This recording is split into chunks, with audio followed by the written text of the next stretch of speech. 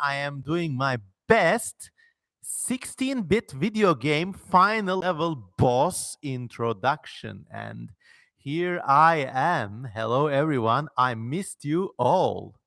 Hello, hello, hello. I have made my appearance. And yes, you have been jump scared. It's a pleasant Friday night. I hope you all had a great week. I hope you all had the minimum of hassles and bullshit in your life. And I hope you're ready to greet the weekend in a pleasant, laid back, chilled out way. Hello, everyone. Now I'm gonna get some coffee because it's gonna be a kind of a longish stream. I hope I can do nearly 2 hours tonight. Now I got the nice mic finally working. I got all of you, 16 people already. So why don't you wait for a minute? Call your friends, go to your socials, and invite them all to the CM Kozeman podcast extravaganza.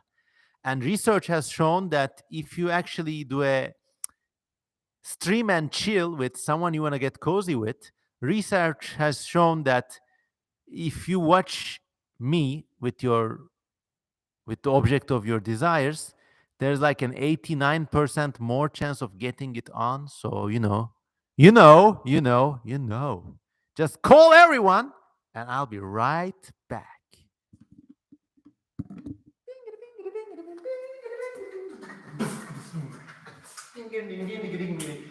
Okay. All right. Coffee.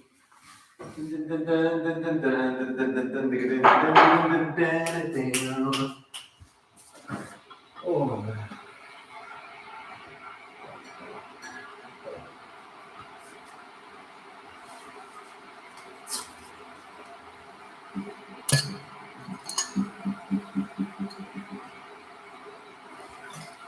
I am not gone. I'm not gone. Just the coffee is brewing. I'll get that done. Yes, I am trying to get you all laid like mad because if you think about it,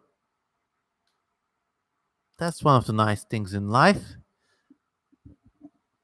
Admire this amazing contraption I've built, water bottle and mic. And I'll be right back.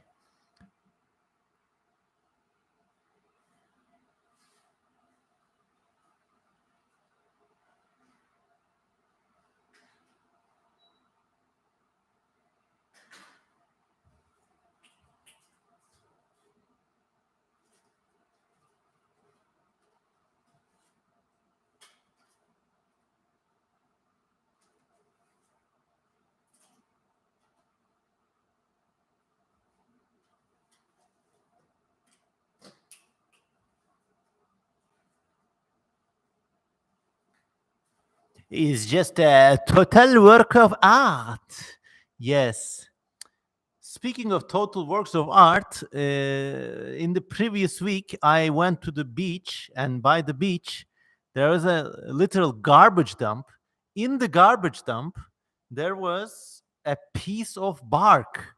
I thought it was eucalyptus, but I don't think it's eucalyptus now, maybe some sort of other tree. Long story short is I took that bark and see what I made of it.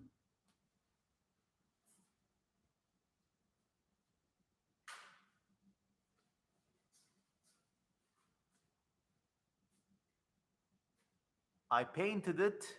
I painted it in the likeness of this pterosaur and put it in a frame. It looks like it looks legitimately like high art, something you would see in a museum, and I'm so happy about this. I'll put this back, get my coffee, then we can get this show really started.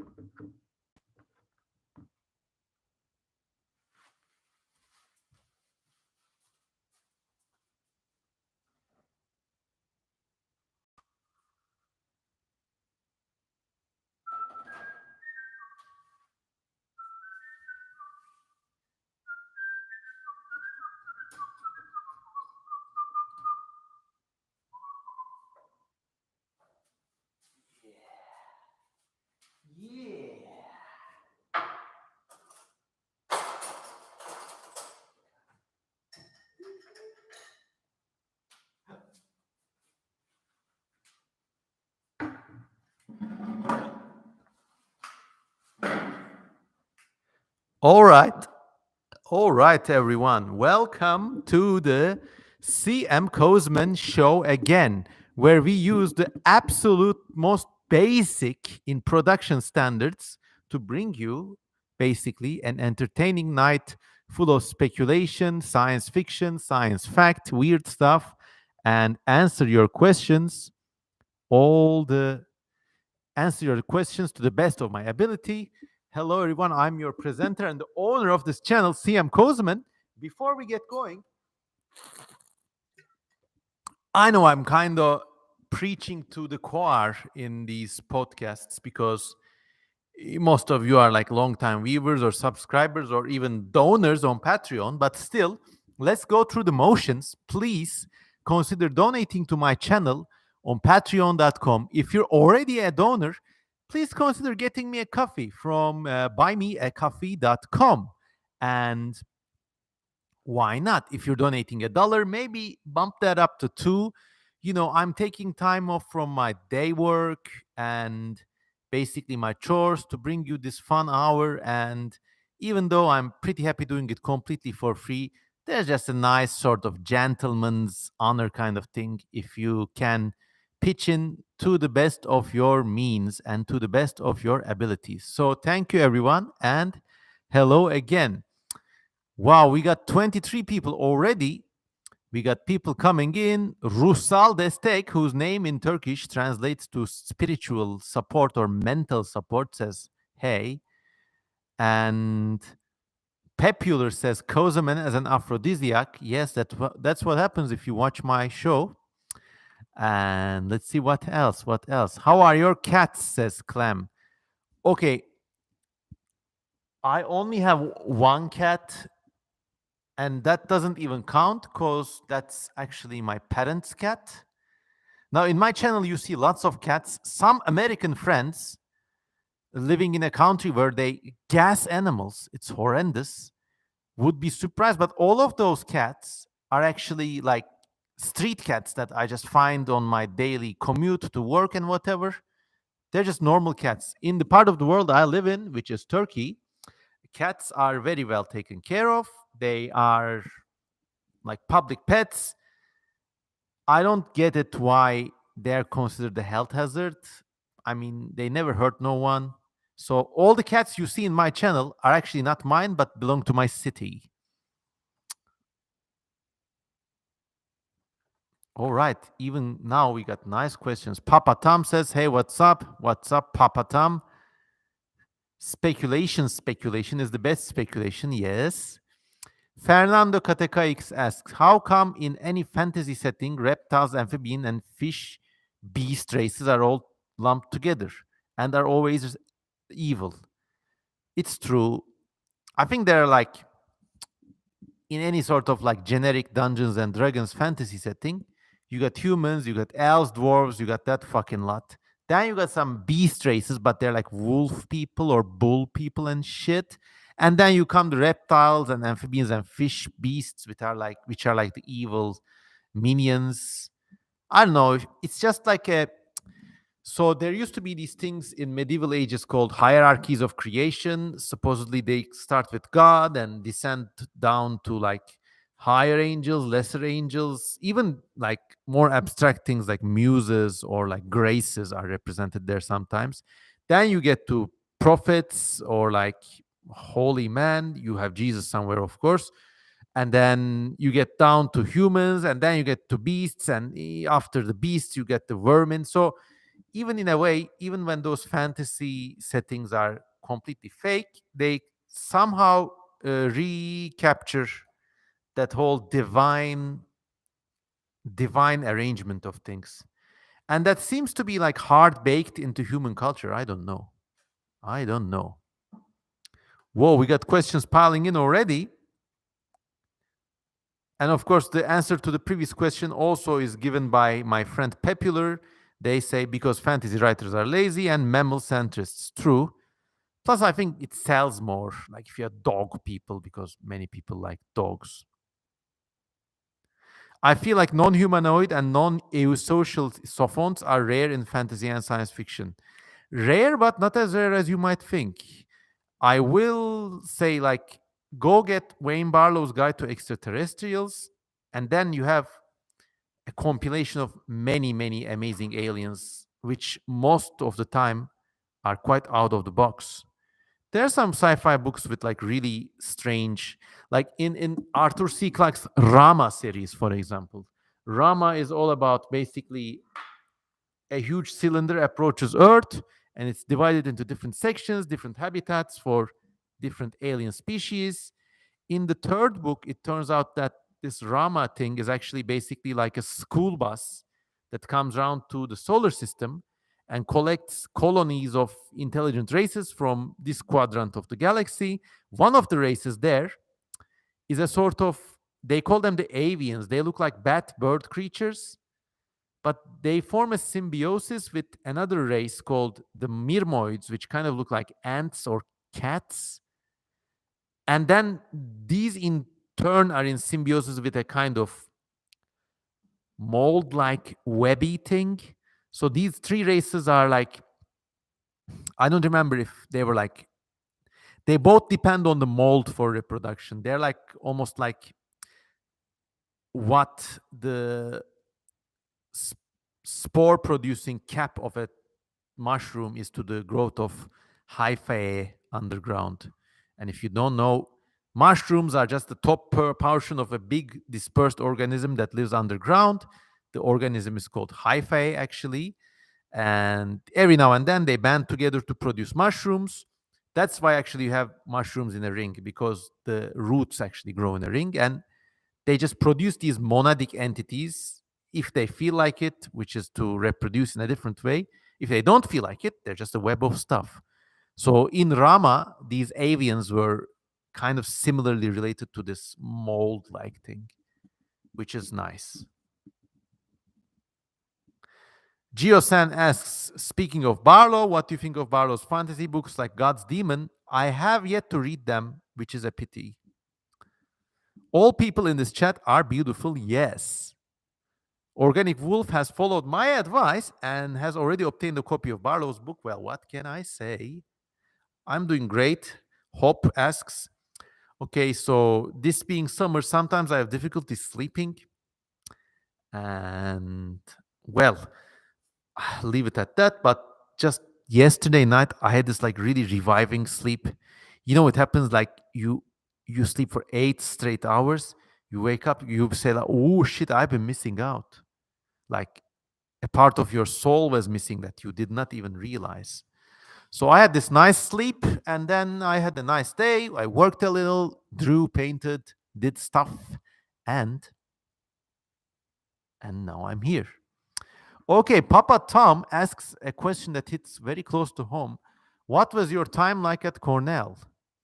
Well, not as good as I would have liked, to be honest. I like the classes, and like the insights I gained from the classes I attended and audited really resonated with me. But actually, I was really homesick there, to such a degree that at the end of my second year, I transferred to another college, like what amounts to a second tier American college in Turkey, and I graduated from there, Sabancı University, which is still one of Turkey's top colleges. But for a while, I regretted it. You know, I could have had an Ivy League diploma, but I guess I was doing the whole Ivy League dropout thing before it was cool. And I was just 19 when I went there. Unlike many Americans, I did not have a car. Maybe that would have done something, because, like, if you know that place, if you don't drive, you're fucked.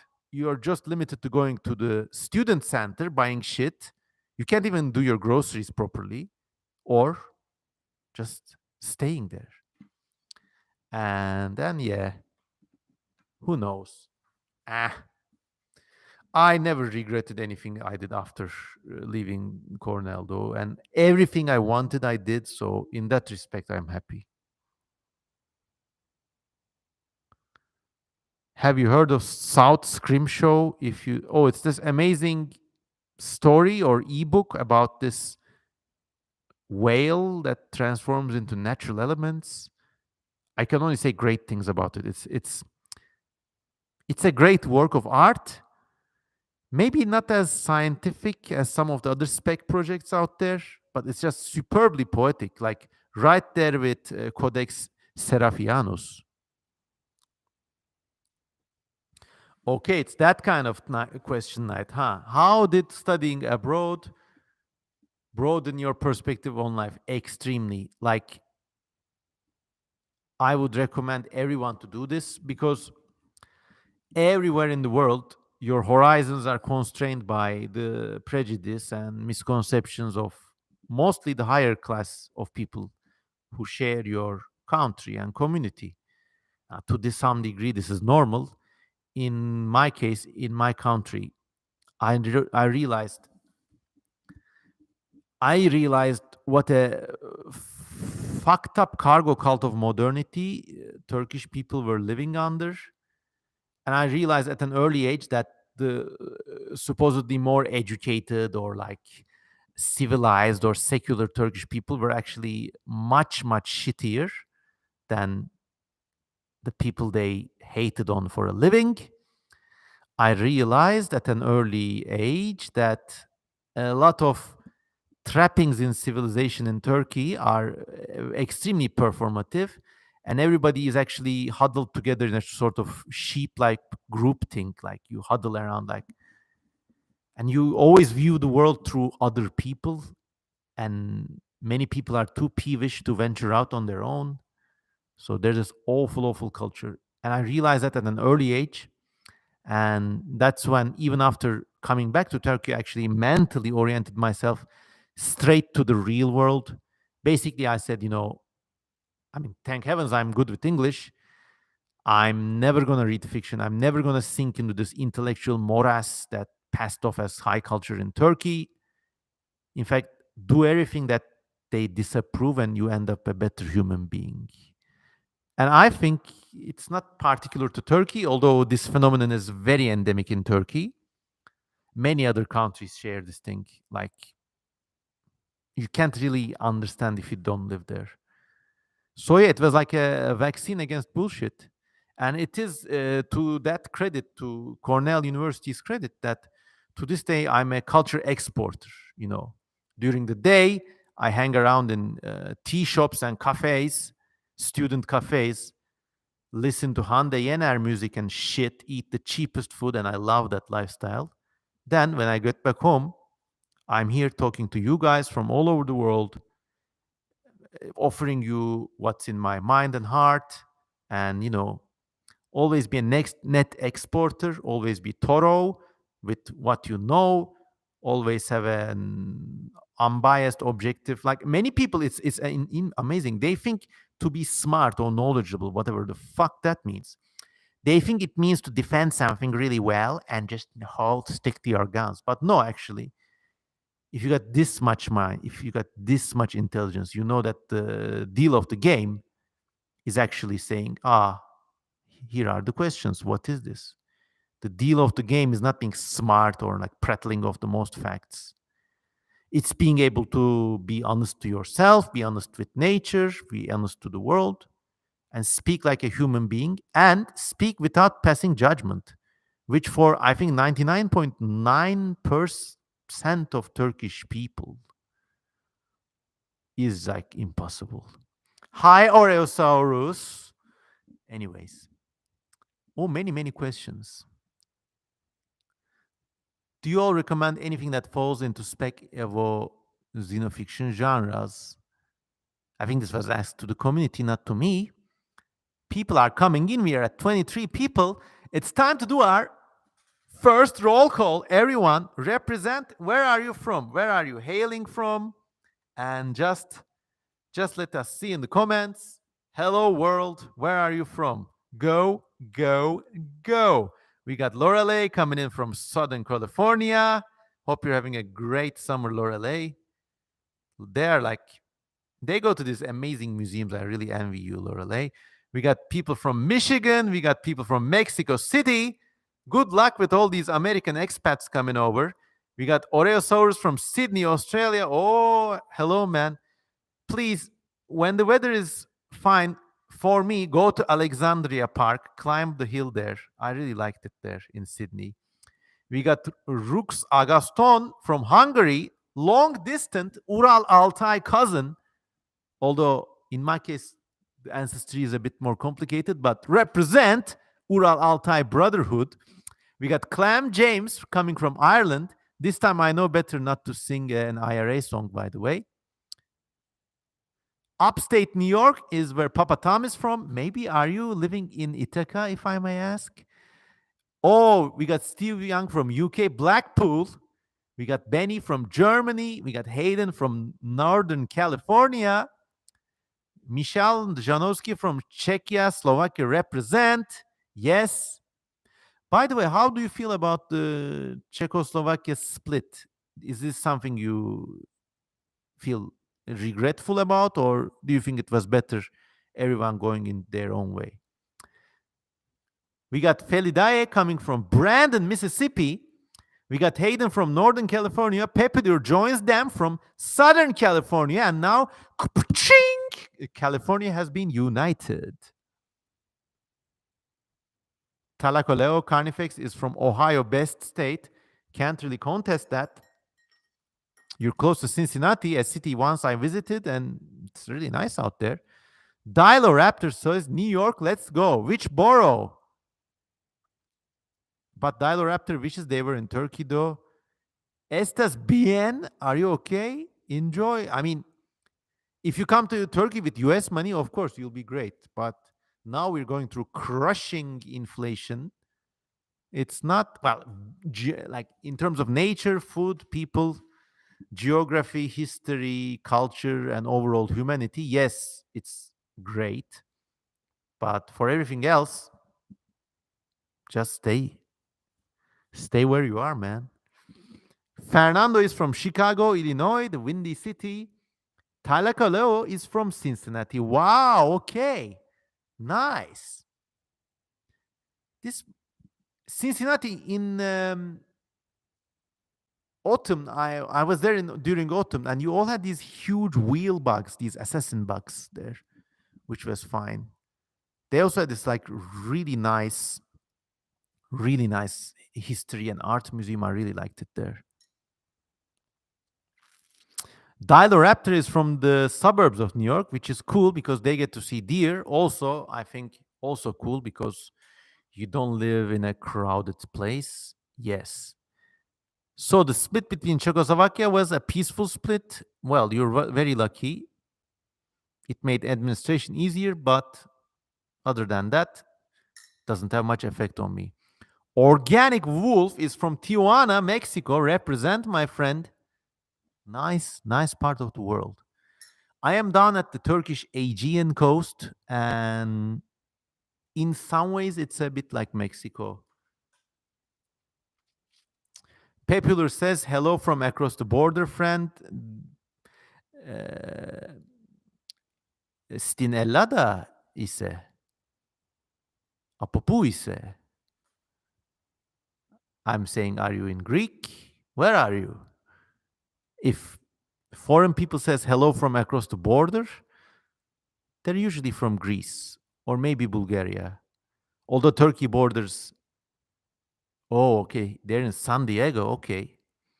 Well, as far as I know, Turkey does not have borders with the state of California, but maybe I missed out. Yes, those Cincinnati assassin bugs, they're like, okay, we got assassin bugs here, but they're maybe like this big or like this big. The freaking Cincinnati assassin bugs, the wheel bugs are like this big, like big as my thumb. And they got this wicked looking like proboscis head, which they used to sting you. And these motherfuckers, I loved watching them, but at the same time, I'm glad they didn't sting me. All right, let's check the messages from our class cross-platform platforms now.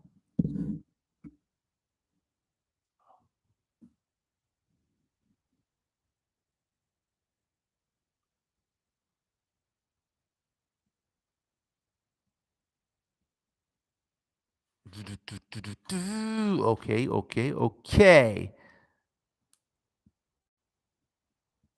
What do you all think about the UFO hearings that took place earlier this week? And for posterity, I'm recording in the 29th of July.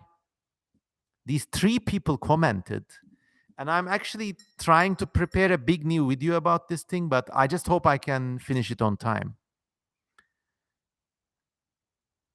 Most people think it's fake, no evidence. I just thought it was cool. People were talking about this in Congress, and there were three people.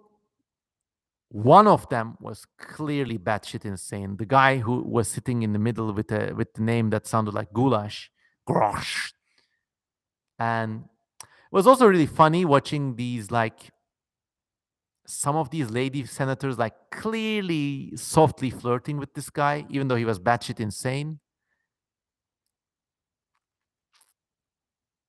But the other two guys, they said seeing these unidentified radar phenomena was a commonplace thing in military flights. And long time ago, I had a friend whose father, who was Cuban, he had escaped from Cuba to States and then traveled to Europe.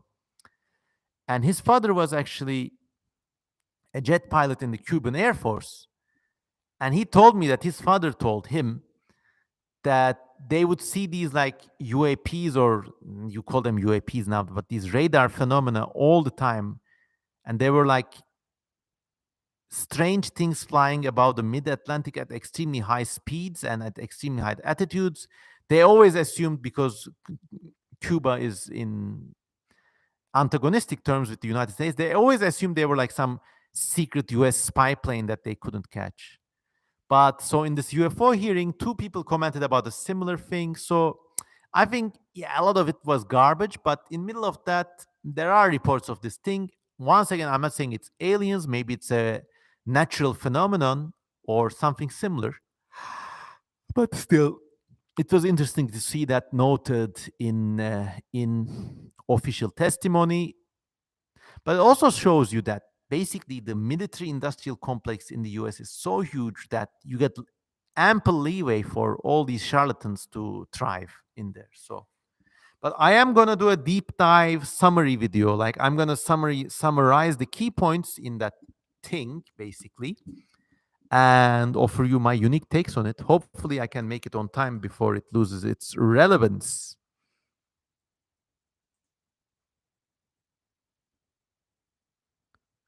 Realistically, says Fernando, don't you think if aliens visited, they would have technologies that aren't detectable by our tech? True. I also think that if this thing is real, it might be a form of life that's so advanced that you can't tell where the machine ends and biological life begins. So it could be this just trans-dimensional things that mimics people, and the people it's trying to mimic come across as these alien bodies. But it's also very likely that in the atmosphere, there are many strange phenomena we can't explain, such as ball lightning. And this whole UFO phenomenon could be something like ball lightning. That's just a natural emergent phenomenon. Who knows?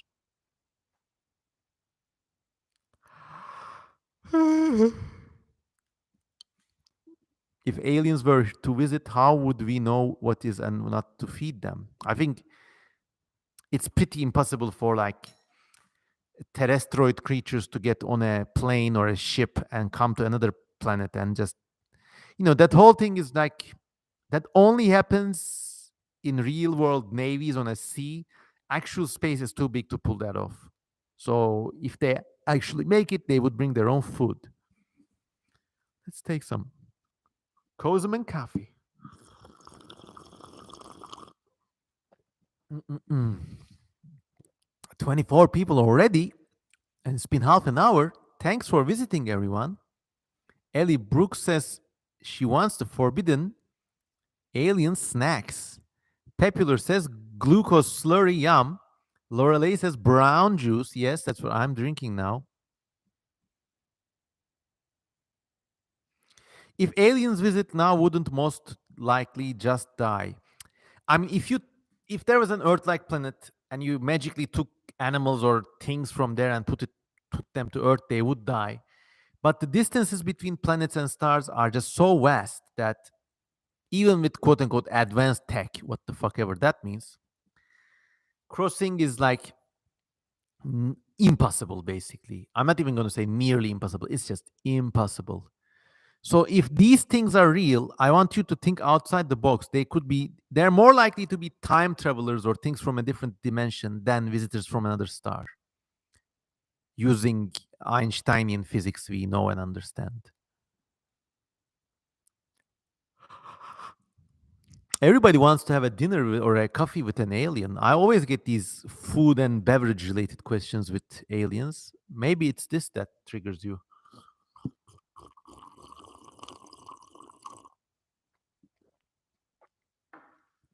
Maybe they have advanced spacesuits to survive. I'm, I mean, look, I'm not being critical, but you're not thinking outside the box enough. This whole thing with spaceships, spacesuits, space travelers, space galley, space kitchen, space Burger King on a space aircraft carrier, that cannot apply to the distances between stars.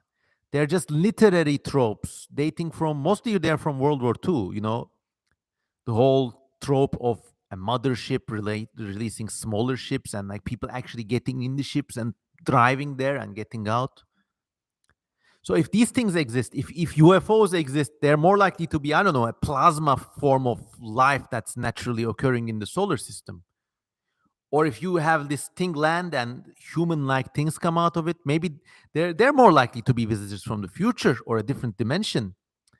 Actually, one of these like things that this insane guy said during the court hearing was, imagine you cast a shadow with your hand and you can move the shadow pretty fast, or you can cause it to disappear and do things, but the two-dimensional creatures would never understand it. Now imagine a four-dimensional thing doing the same with three-dimensional artifacts, and maybe you get a sense of what these UFOs are like, because they can just appear somewhere, disappear, do these extremely like, apparently they could go at like Mach 2 and then like suddenly do a right turn as if inertia is nothing. So maybe they're like things with an extra dimension, and these are just their reflections on the three-dimensional realm, this guy says. And he was batshit crazy, but even a broken clock is right sometimes of the day.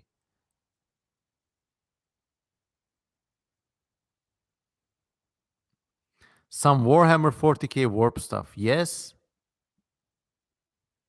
We might now not know what type of civilization they are. They may not even have a civilization. Like, I think outside the box. We think in terms of civilization, but the way we think about civilization is basically based on farmer terms. Like, are you a warrior civilization? Are you a builder civilization? Are you a peaceful civilization? Whatever that means. These are all terms dating from the Sumerian times. If this thing is real, it might be a form of intelligence we may not even understand. Get your degree in alien political science today. Have you ever attempted to simulate the evolution of a creature to sapiens using an RPG? Think you mean a role playing game and not a rocket propelled grenade. No, actually, but it could work. The problem is I have to find like minded people to play that RPG with, and they're not very common where I am. Although with the internet, I don't know. Real eldritch horrors. Yes, Fernando, really. I mean, it doesn't need to be eldritch. I mean, look at it this way.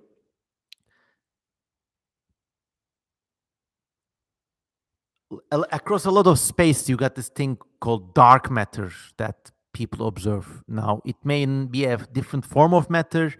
It may just be a blank space we cannot understand. But what if this dark matter is something like a plant, basically, like not a real plant, but like it's functionally alive and it can think. We wouldn't know, but that thing would be alive. We would not even be able to communicate with it. In these analogies, I always make the case like imagine the relation you would have in your everyday life with smaller creatures around you. For example, imagine like you go to a bar or like I don't know what you people do these days. You meet a lady friend and like you go to their place or you rent an Airbnb. Okay, you go there. In the Airbnb, there's a cockroach on the wall. Lady friend says, "Oh, I don't like that. Crush it." And like you begrudgingly go to crush it, but instead of killing it, you take it and like throw it outside the window. Now, could this cockroach ever understand what happened to it? It would say, "Ah, I've been teleported." Why though? Or because this gigantic monadic entity wanted to get his monadic boner on, and there was a complicated social disgust reaction from his partner, and he wanted to make her feel so. You know how this goes. It's like if you think about it this way, you can actually get to some really nice and interesting fictional tangents too. Jelal Shenel asks, should we kill aliens if we find these creatures? Jelal Shenel is a Turkish friend. I'm gonna respond with a Turkish joke. They're a bit like the Bordeaux berets. If if these creatures find you, you don't find them. So the decision to kill them or not is a bit impractical. But always keep like 1% of your mental shutters on for the likelihood of something like this. Not because it's true, it's not. But it just leaves some like operational space in your mind to consider new ideas and new ways of thinking. I mean, always leave like, don't go down the conspiracy rabbit hole, but always be able to consider, oh, what if this was true? Then think along those terms in those terms logic.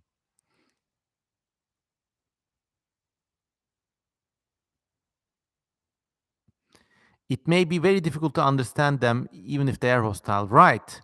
And why would they be hostile? I mean, a lot of these like scenarios say, maybe they're here for our resources or whatever, but there might be aliens that don't even need to have anything to do with resources offered by a terrestrial planet. And yes, all life kind of like exists in a Darwinian struggle for resources, but at levels as lofty as space travel, maybe there could be higher ideals at work.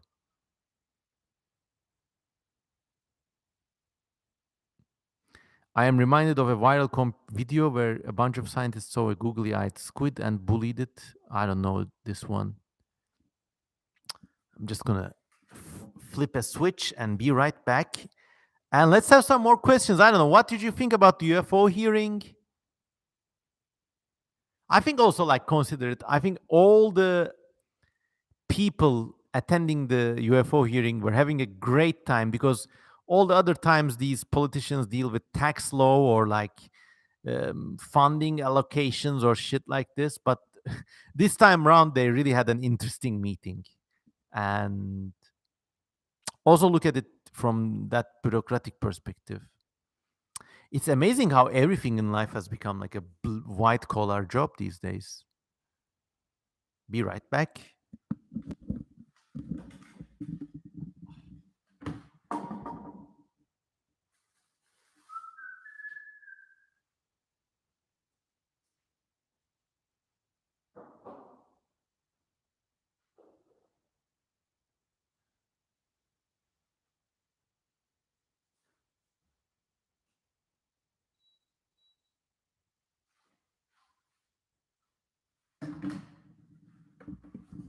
Oh, by the way, I'm also writing a new story of weird fiction.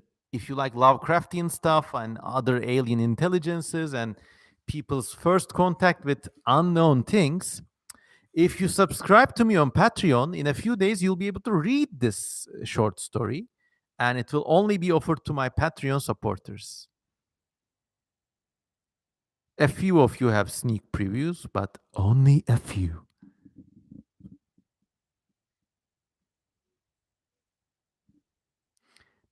Pepular says, my parents and sister are alien fanatics and they keep telling me about the hearings. That's really cool. That's extremely cool. Based parents. Pepular's parents, you rock.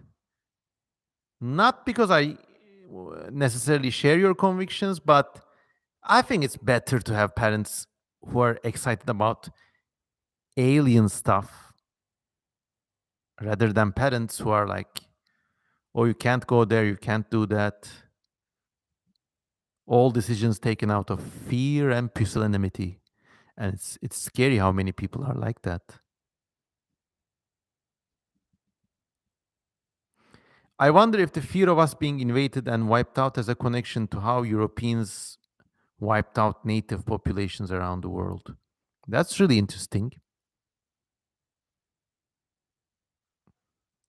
For a while, Europe was content with being its own bubble before the advent of Islam, and they kind of adopted the expansionist spirit of the final religion and turned it into the Crusades. And then they realized, oh, there's a world out there we could exploit. And it took them like a few centuries to get there. But I think the whole phenomena with native populations getting wiped out, it stems from an unfortunate side effect with diseases. I am far smarter than people than myself have tried to explain it. And go read Jared Diamond's books, not just the classic Guns, Germs, and Steel, but also look at The World Until Yesterday. I think that's his best book, to be honest. YouTube Joseph WM says, Mr. Kozman, I'm Jewish, even though I'm not religious. Are you Jewish? Sorry, I don't mean to ask you a personal question. Well, I've answered this a few more times on this channel, and Mazel Tov, my friend. I consider myself ethnically Jewish, although in terms of religion, I'm not registered as a Jew in my native country. Let me say that much. Part of my family are descendants of Sephardic converts to Islam, and we are very secular. And the only time we deal with religion is when somebody dies and we're buried. But I took a DNA test a few years earlier, and it said like I'm over 1/3 Sephardic. And we kind of knew something like this was thing so happening. But long story short, whenever I'm in the US or something, I say I'm an ethnically Jewish, secular Turkish citizen. I don't know. I don't do the whole pride and origins thing, but I think I'm like slightly prouder of being Turkish than being of Jewish background. Just a little. But you, Joseph, you are one of my most dedicated friends. And even though I can't answer your questions all the time, thank you for being here and mazel tov to you. Hey, Kozman, how are you doing today? Says that paleo dude. Hello. It's been 45 minutes already. Time flies with you guys, all 33 of you.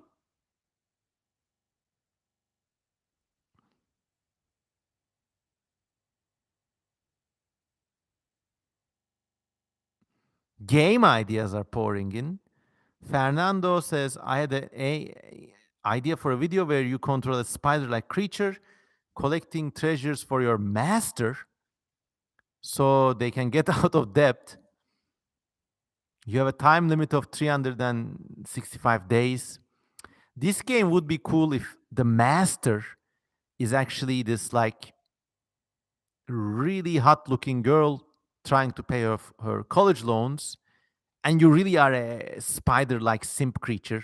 You basically run around in a perfectly well simulated small US town, stealing shit and not getting caught, trying to pay for your master's debts.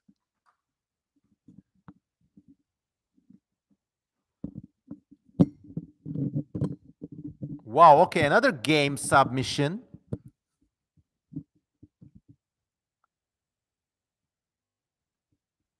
Oreosaurus says, I'm creating this game with my friends. Hear me out. Okay, what is this game about? Let me hear it.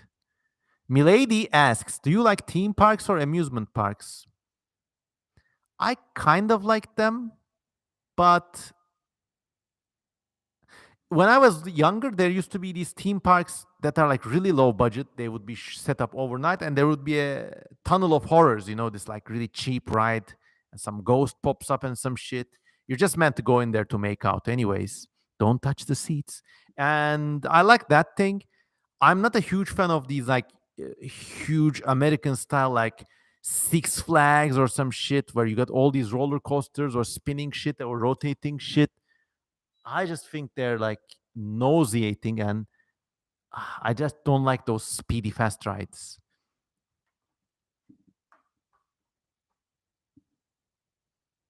I must know this because the man says Paleo Dude. Do you think the OG Jurassic Park is better than the Lost World? I think they're both equally good, but just through the virtue of being the first film to show any creature that way, Jurassic Park wins just by a little.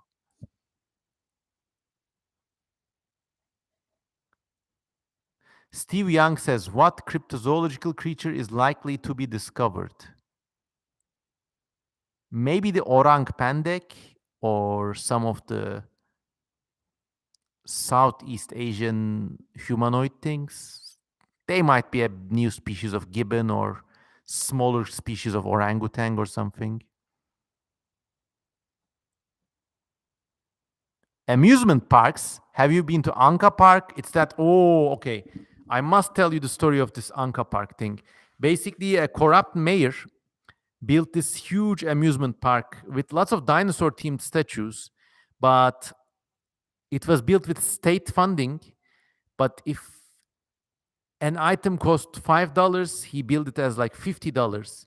He had interest in the companies that were making this park. So the park was open. They spent like $450 million there. Can you believe it? That's a huge amount of money for a country like this. And after like a few months, it was closed, but the deed was done. It was a big heist. Awful. Have you heard of Action Park? No, I haven't. Is it a park where you get to have some action? I don't know.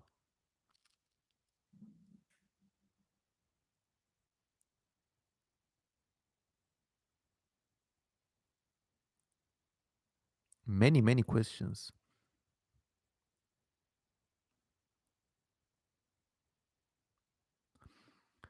Okay, so Oreosaurus talks about the game they're making. It's like Alien Planet. You mix around 8 traits. Oh, so it's a card game. So basically, you use different trait cards to build a creature and adapt to habitats, I think. Could be an interesting game. It all depends on the game mechanics and the cover art.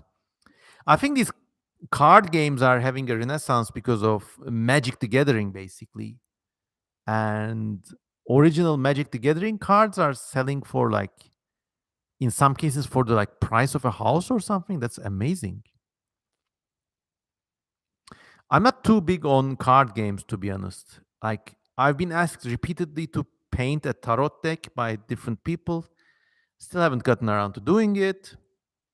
That doesn't mean I disapprove of such games. If you engage with any form of game creation in cards or computers, whatever, you're already a more interesting and fun and smart and creative person than 90% of the people out there. So, cheers to you.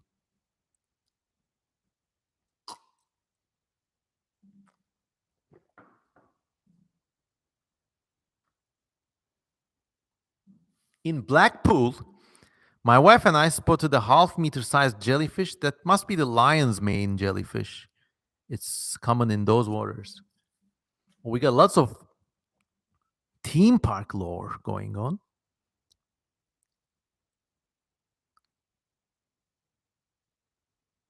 So this action park was a very dangerous amusement park. They had dangerous rides, and apparently quasi-racist signage because it was in an area with lots of Spanish people, Spanish-speaking people, but no Spanish signs. Okay. Have you ever played D&D? Says idle speculation. No, but I was invited to be a dungeon master once, but I don't know. I'm not like when I was a kid, I had my own game where like I would tell about stories. Oh, you want to play that game? Actually, it's very easy. I basically told a wild adventure as if it happened to me, but every now and then I would give questions, to directions and choices for my fans and followers. So imagine it's a cold, dark night. Well, it's actually a dark, hot night, sultry summer night. And I'm just sitting here podcasting when suddenly, right by a window like this, there's a knocking sound.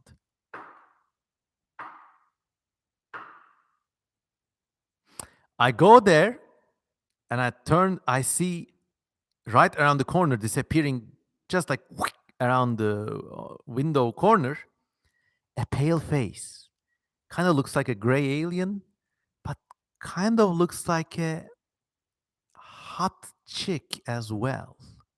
Now, as the dungeon master, Daddy Kozman asks you, should he continue with the podcast or should he go check out the weird, sexy alien girl creature? Comment and I will do as you say.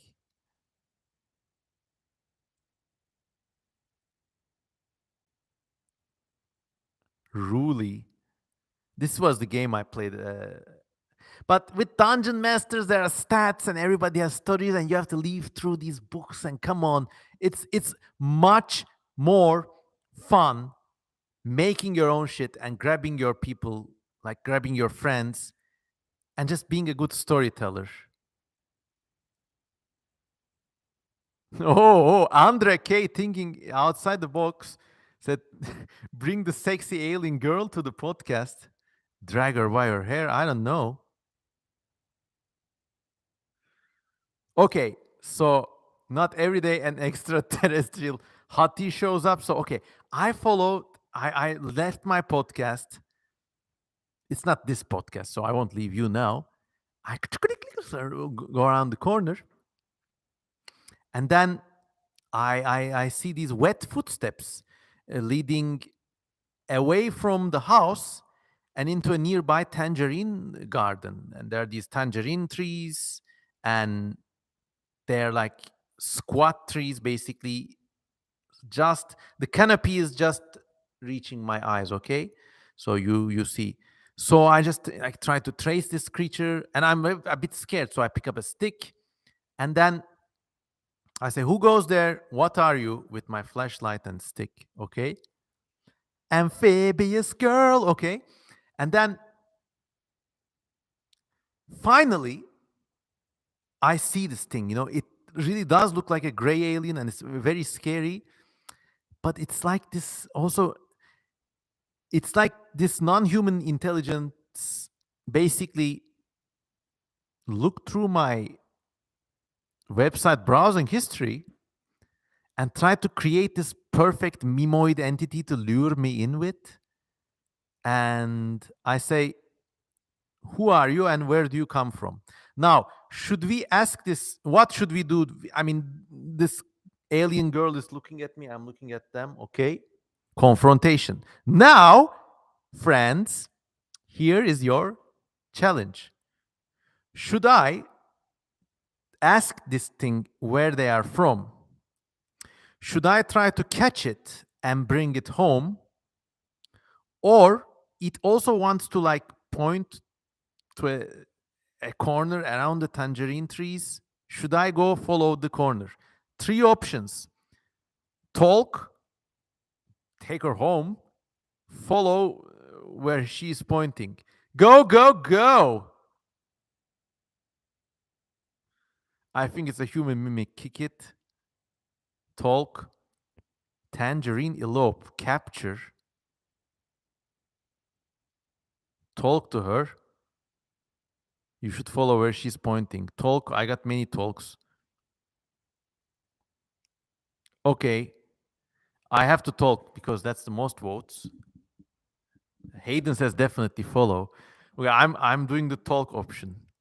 I say it's even though it's very scary in these moments, like it's like if someone breaks into your home, you have to act and you have to like feel the fear later. And even though like this thing is extremely like alluring, looking like very slick and wet around some parts, and then I was like, so it's a like heart pounding, but also like a huge erection. And like I say, what are you? And then she opens her mouth, looking in the darkness of the trees. I see she has glowing tonsils or whatever those things are. And I say, where are you from? What are you? Okay. And the response comes, I know things you do not, basically, she says in different words. And I say, what do you know? I know, she says, realms beyond your own. And then every now and then it's clear that this thing is like maybe not a real entity because like she just opens her mouth like a hissing reptile. I see the glowing tonsils and they're like this almost UV colored. Dream girl, yeah. Gotta feel them out, glowing tonsils. Oh my. Nasty, nasty. I said, why have you picked me? And what do you have to show me? And she says, there's a portal that I come from. Follow me and you will see. Or some words to that effect. And I say, I will follow you, but you are also extremely arousing. And now I'm like thinking straight with my logic because it's a fearful thing. And even if a normal weird girl comes and says, follow me, you think twice, but this is an alien apparition. The longer I look at this thing, also the less human it seems. Like under her joints, I see this like the skin is very thin, but they're like black seams, like almost like a puppet articulation, but very weird thing. So this needs to become a movie. I'll take this one more iteration, then we'll go on with the rest of the podcast. Okay. And I say, why are you manifested as basically clearly something that's very attractive to me as well? Are you trying to lure me in? I say. And she basically says, uh, I know things that you do not. Come now, or forever remain bereft of knowledge. Oh. Okay. I say, I will follow you if you answer my questions. I said, are you from this planet? The response comes, I am from a different place, but planets are not relevant. I say, what is it that you want from me? And then she says, you have to come to find out. Okay, do we go? Do we go or not? That's the final question.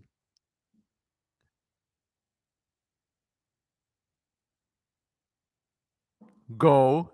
One vote. How much is the bus fare? Stay. Yes, yes, yes. Everyone says go. One sane person says, do not go. Go, but bring your podcast camera. Okay, that's the great thing. Okay, I'm coming with now, says, I say, but I need to go and get some supplies. I need to look up the house, just, send some texts to some people who care about me to know where I'm going. Then I grab my cameras, my stuff. Free hot lady only if we get a kiss. Okay. Basically, this was the game I was playing with my friends when I was a kid. Like, usually with like similar sexy overtones. Anyways, I grab my camera and stuff, and then I go back to see this alien apparition lady.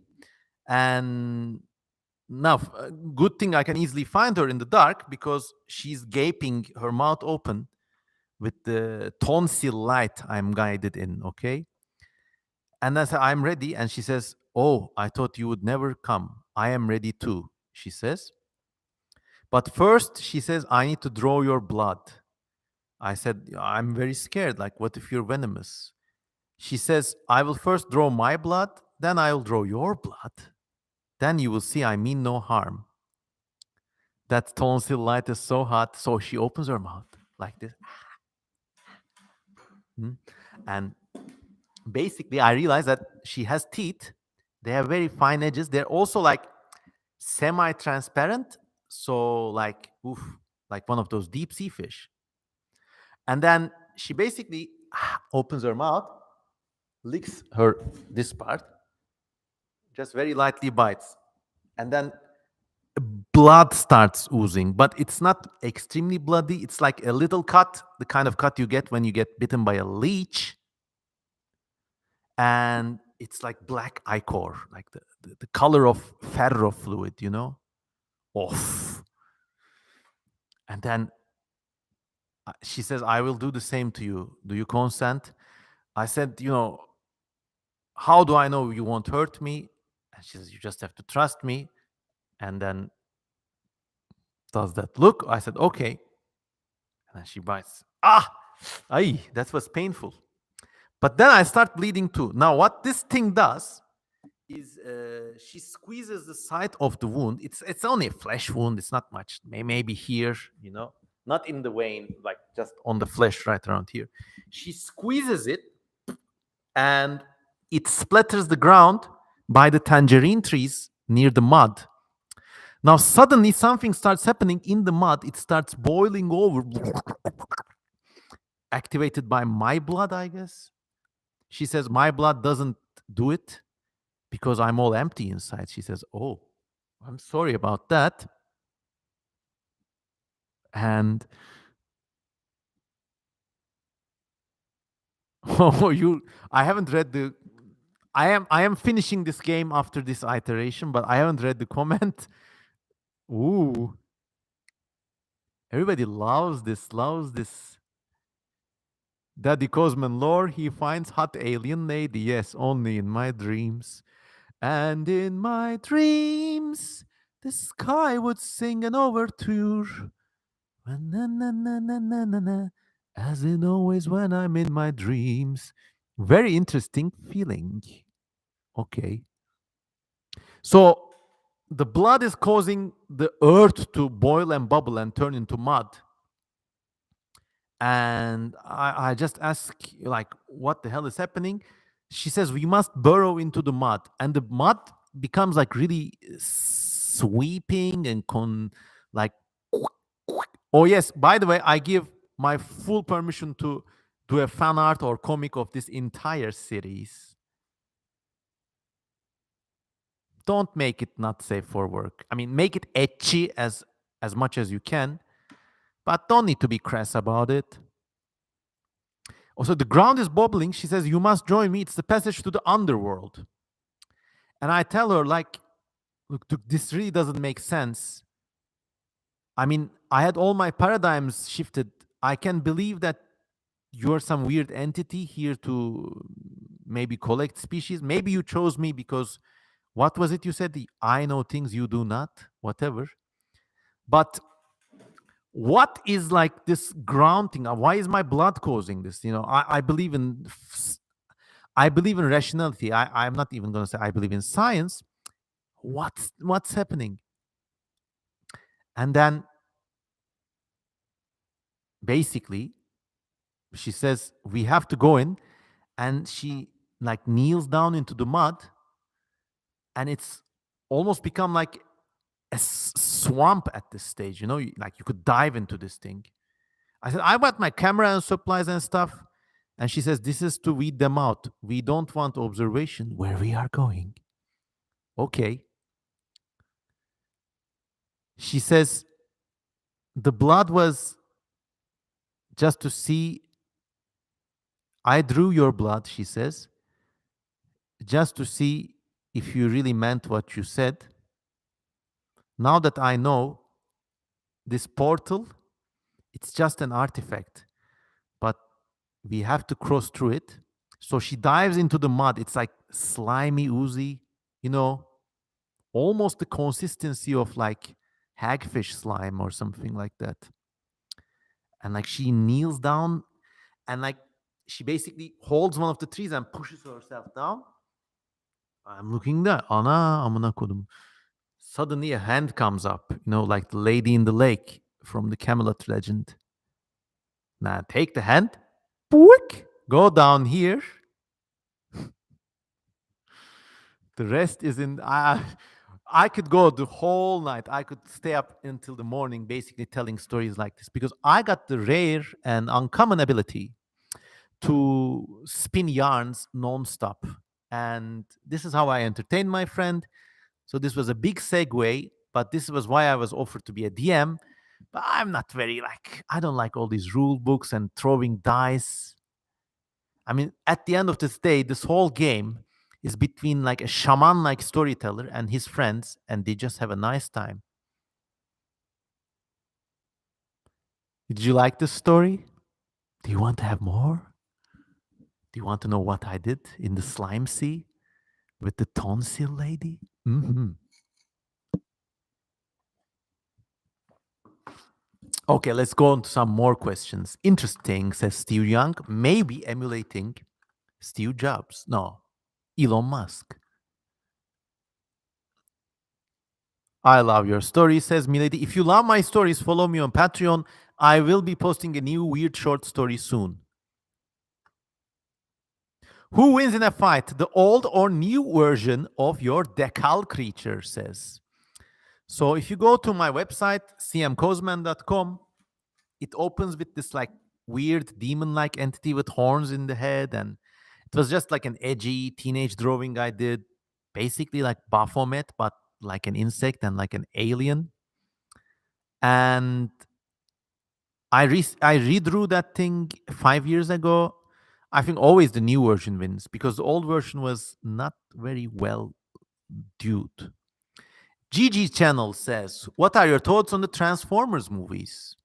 Not bad actually. Even the worst Michael Bay ones, they're good to watch. If they come up on the TV, I watch them.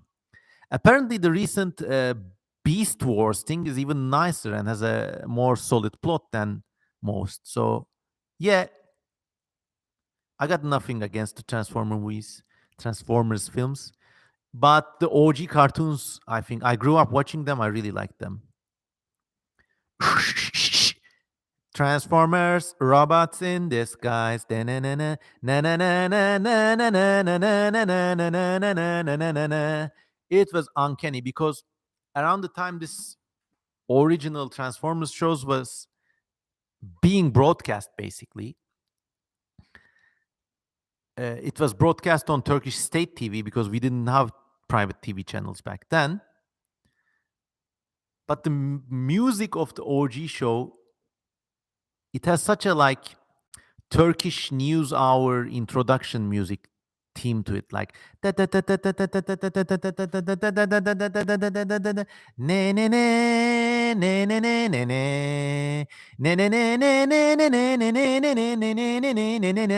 like with this music I could really picture a 1980s Turkish news broadcast with like, I don't know, farm equipment and new modern factories being built, busts of Ataturk and flags, like I don't know, just had similar vibes in my dim, distant childhood. Milady's father, hello, Milady's dad, is a huge Transformers fan. So was his nephew before he sadly passed away. I'm very sorry for your loss. Have you eaten lungfish, says Sea Cyborgs. No. Can you eat lungfish? I thought they were all endangered. Okay, you are drawing the picture of that story I told you, right? Please do.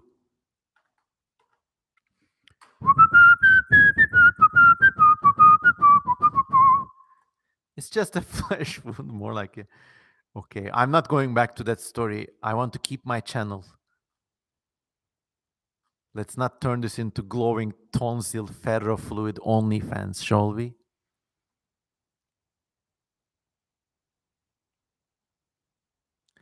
Out of everyone you met, who is the most interesting, says Steve Young. A very, very nice question. Out of everyone I met in real life, I met many people. In like mental or academic terms, I think it would have to be this controversial Turkish Armenian genius, Sevan Nishanyan. I met him in real life, and I'm actually friends with his eldest son too. They're like really smart, really based, really interesting people. And I think Sevan Nishanyan or his son Arsen, they're some of the most interesting and erudite people I've met in my whole life. I met one of my idols, John Conway, the great famous paleo artist. He's also a very close friend, a family friend. He also, like, he's one of the most interesting people I've met. I've met so many eccentric people, or just like pure schizophrenics, even, or like people from like normal backgrounds. Like if you get to know them deep enough, everybody's extremely interesting, I think.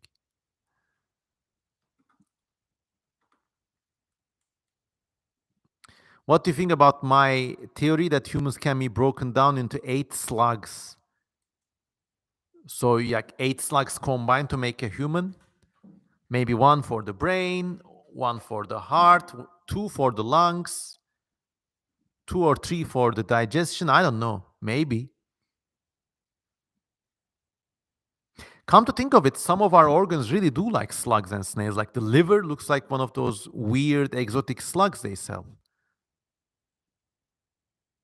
Organ systems are bizarre. Like organs themselves can stay alive for a while. And they're almost like quasi animals if you think about them.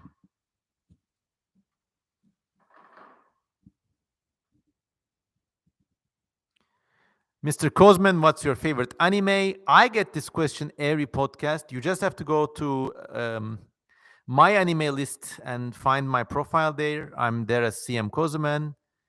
My favorite has to be like basically everything produced by Studio Ghibli except for Tales from Earthsea.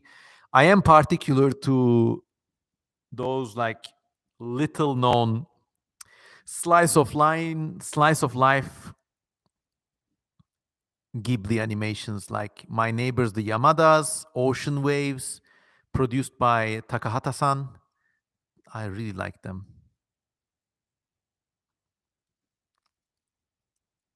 Human cochlear organ is obviously a snail.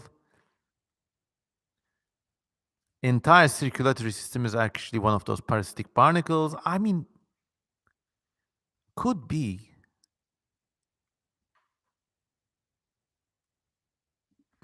I don't know. I love Nausicaa and the Valley of the Wind too. They're great. It's a great film. Studio Ghibli is so amazing that I sometimes classify it as slightly apart from the rest of anime. I watched a few other animes too, but like it's very interesting. Like I still haven't watched Cowboy Bebop, for example, and that's like a weird sci-fi thing. And everybody expects me to like this stuff, but the anime I like the best are usually about. I really was a huge fan of Haikyuu, the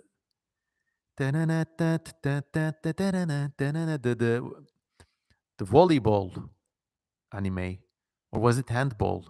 But that was I like slice of life anime. The medium itself is so like colorful and vibrant and beyond life that the stories actually need to be closer to life for me to like immerse myself in it. What's the best thing about your profession? something than, well, my profession, my friends. I'm a part-time YouTuber. I work for advertising agencies. I have lots of day jobs. But if you're talking about the image and achievements I'm cultivating with my sci-fi work, my art, my stuff, basically it's being able to reach out to other people. And I think like in a slightly like selfish way, it's being able to reach out to beyond Turkey from Turkey. I love it when I have friends from all over the world and the States especially. But here I am broadcasting from, they're playing Hande Yener music in the background in some, so yeah, I like that. I love being able to reach out.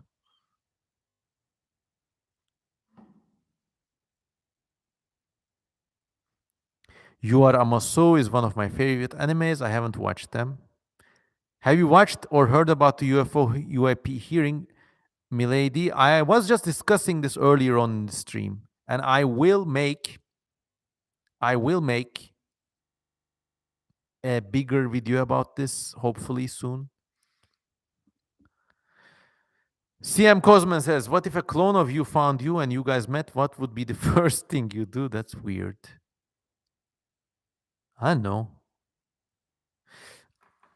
Nearest thing I have to my clone is my sister, who is 23 years old.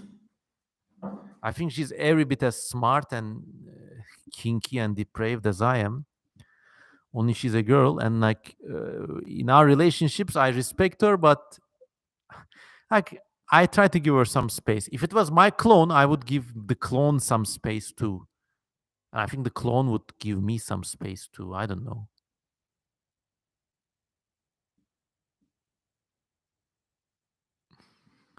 You should watch One Piece. Apparently, I have heard of this. Apparently, it has some nice political overtones. Mr. Kozman, do you have a favorite sports or do you like one? Well, I'll start right off the bat by telling you which sports I hate, and they're all the team sports. I really respect and admire people who play them, but I'm not a team sports person. Back when things were better off for my family, we used to go to skiing vacations, and I hated skiing.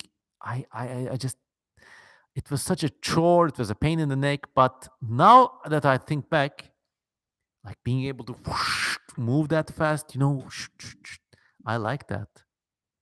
Other than that, I used to go jogging almost every day. I I stopped after COVID, but still like always try take care to like, exercise somehow every day. I don't know. I'm not a big fan of any of those sports you play with a ball and try to score points against another person. For fuck's sake, that's, in my humble opinion, that's just so degrading.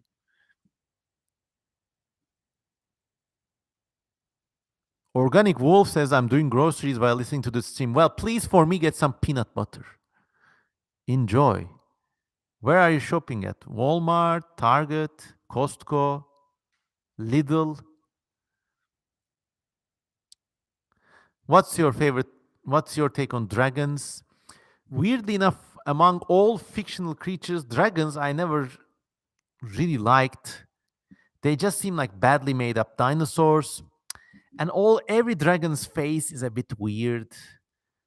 But I think you have to go to the work of a friend and a fellow artist, Joshua Knuppe, and he has designed some amazingly realistic dragons in his time.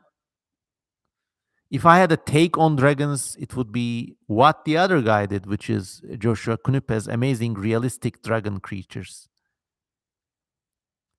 Memo, would you ever get any piercing, says C Cyborg? Not really. Maybe you're all imagining me with some James Comey style nipple piercings and stuff, but no, they're all as God made them. I hate needles actually. I hate drawing blood. I also, to be honest, I got a weird body, but I like my body so much. I don't feel ever the need to augment it or add things to it.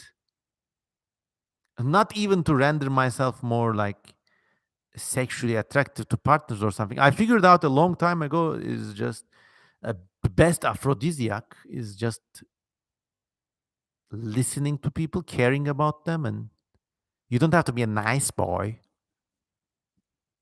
But if you're walking with someone, they're tired. Ah, hey, let's sit down here. Okay, that sort of caring. If you got that, you don't need any piercings. Spinotzar says, Merhaba, Rabbi Kozeman. Hello to you, my friend. Live long and prosper. Paleo Dude says, do you go on tour? I must meet you in real life. Well, I've been telling this to this channel for a while now. If you live in the United States or wherever, scrape the money to invite me over. Buy my airplane tickets. Get me a hotel room to stay. I'm not very choosy. Get me a 3-star hotel. I don't care. And I'll be your man. I'll give you a speaking tour. You can sell tickets, make money that way. In some US colleges, I'm sure you would have like lots of funding for this. So, yeah. Have you heard of Brad Taste in Music? Unfortunately, not. Thoughts on the Godzilla films? They're all nice, but my favorite is the Shin Godzilla with by Hideaki Anno. They really did a weird and original take on it. The animal looks really like they made it look both plastic and also like weirdly godlike at the same time. And when Shin Godzilla reaches its final stage, you see things like weird people starting to peel off from his tail. They kill him before they peel off, but that was nice. Thoughts on the Kirby games? Isn't that thing with the little like guy eating everything, pink ball thing? I used to play Kirby games, Kirby's Adventure on the old Game Boy. Can you believe I'm that old? The old black and white Game Boy. I really like those games. They really have a nice world, well thought out world. And when I played them, I always felt hungry and had some snacks. That was nice.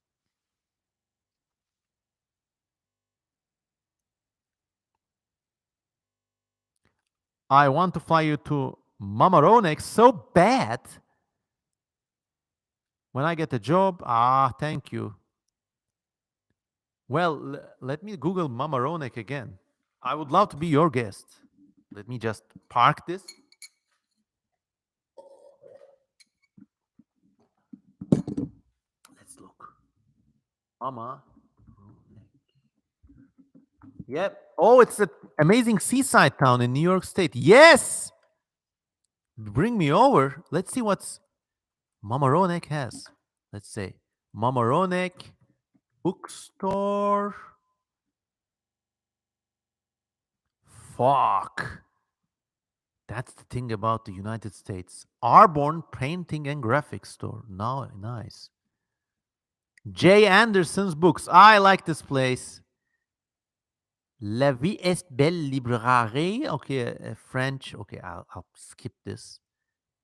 Let's say second-hand bookstore near Mamaronek.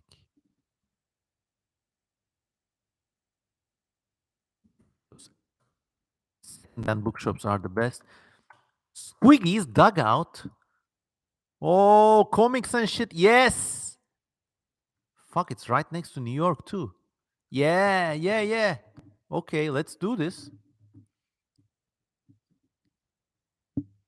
Yeah, that's the life. Mr. Kozman says, Hoshi, how do you start to draw? What age inspiration? Basically, when I was a kid, like I'm speaking like 4 or 5 years old, I used to like always draw creatures, draw monsters, never stop. If you go to my website, it's actually a secret page, but I'll tell you the URL now. cmkozman.com/childhood.html. You see all my childhood drawings I did when I was like 5 or 4 or whatever. It was always in me to like see and show strange creatures. And the more you do it, eventually you find your style.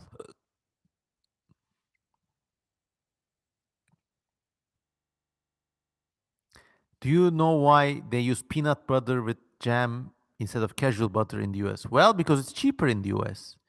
If you want to get peanut butter in my home country, it costs you a fucking arm and a leg. But butter is cheaper. I love jam with butter and peanut butter. How about that? You do a triple penetration trifecta toast combo.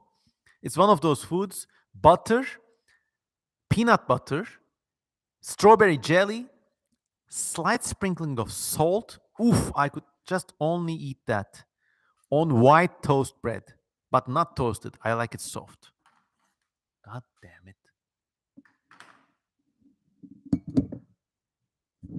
Thoughts on the SCP Foundation? I've been asked this question before. It's really nice, basically.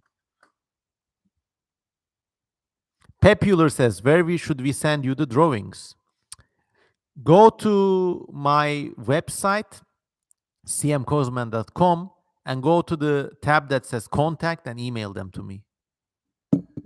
And if you do that, I will promote them on Twitter and Instagram. I will promote them on Twitter. Fucking call it X these days. World's worst rebrand. The platform still has inertia, though. I hate that guy, but I don't plan on leaving. Let me check other messages and rest my throat for a bit.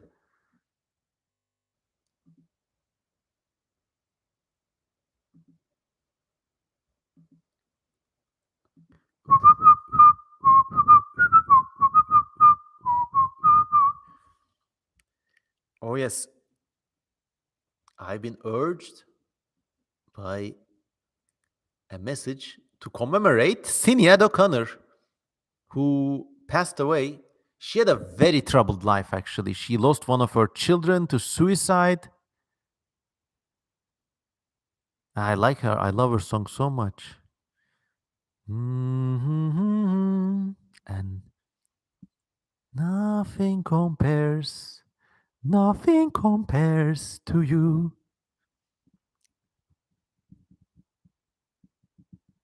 What's your take on those people who say speculative evolution should only be realistic and not fantastic? Look, my take on anyone who's deductive about something as rarefied and already fantastic as speculative evolution, if you try to say this should be something, you're just not doing a good thing, in my opinion. Like, I don't know, a kid could draw the speculative evolution of pink elephants and one-eyed dragons and shit and still have a great time. So why spoil it? I don't get it.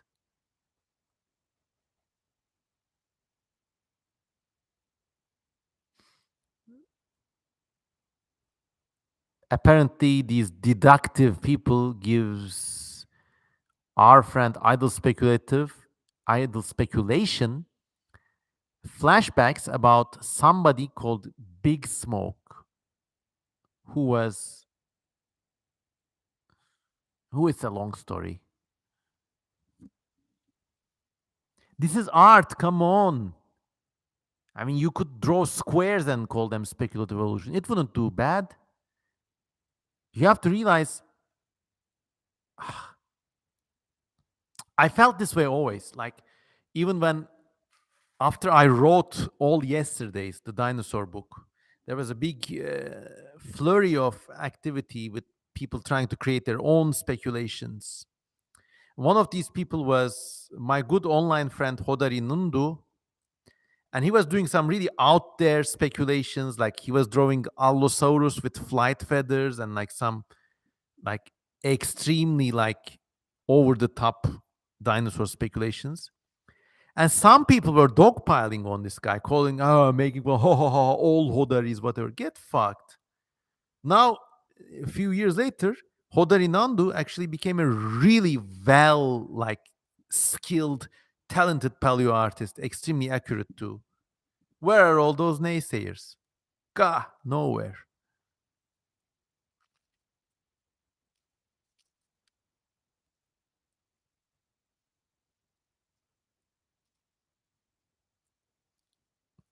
Yeah, I don't get people like it's and one of the reasons I'm thankful I don't use Discord because apparently like some rat's nest there's a lot of backstabbing and needless drama going on in Discord too, especially in speculative evolution circles. Vendettas, wars, come on. Counteractively, I also don't get it. Like, this is a platform with indelible text imprints, okay? And when people meet, of course, they talk crap, especially if these are men. Sometimes men get sexist, there's banter and shit. But you have to be like a special kind of stupid to carry this out in a written, electronic, archived environment. I mean, this sexist or racist banter, it's like a priori wrong to begin with. But I can still like excuse it if it's like some teenage boy shit and like people learn better. But why would you carry this shit in a digital environment where everything is recorded? Why would you write about these things at all? Milady says there are also predators on Discord. Well, another reason not to be there. Wars on, yeah. Look, many people, especially boys, I must add, start interacting with computers in massive games where the only objective is to kill other people, like Fortnite, Counter Strike, whatever. Then you move on to these digital communities and everybody's itching for a war. How are you going to fight the war? Insult each other? Divide each other? Like, kick people away? Ruin their lives? Dox them? What the fuck? This is the most toxic behavior ever. How do I make sexual dimorphism not stereotypical in my spec over projects? Interesting question. Look at some of the extremes we see in earthly evolution. There are these flukes in which the female has a groove and the male just fits there like a perfectly aligned body part and they just stick together all their lives. You're speaking the truth, Cosman, says Milady. Preach, brother. Thank you.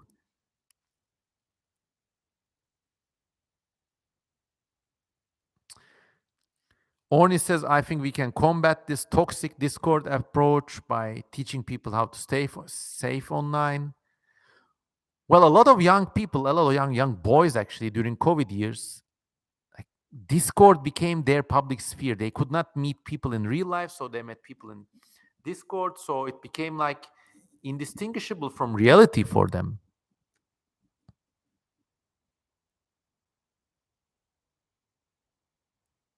And there were online communities long before in which I was a part of, and I was a stupid boy. Okay. And I got into fights with people.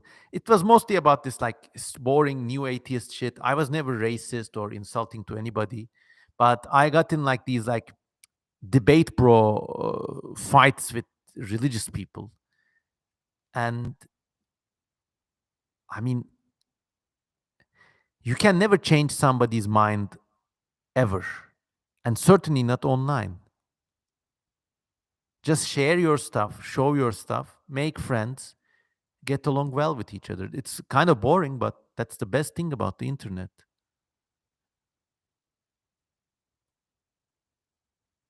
C Cyborg says, would you eat a tiktalik? How would you prepare it? I would not eat it for the simple reason I would also not eat frogs because they have arms and legs. If I found it freshly dead, maybe like catfish.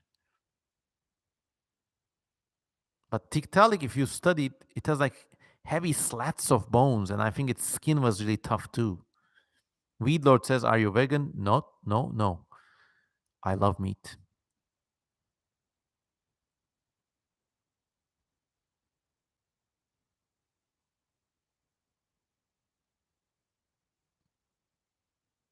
And I have received flack like this, like really militant speculative guys who like try to debunk other people's work or shit. But if you notice, I never interact with them. You should not give these people the time of today. Just ignore. It's just text, just an artifact. Don't let it get under your skin.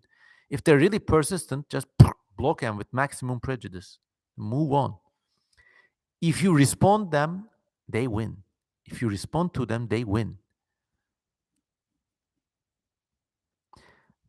If you're not vegan, why wouldn't you eat something with legs? It's just a figure of speech. I think I like frogs because they're like frogs and cute. And tiktaalik I associate with amphibians. So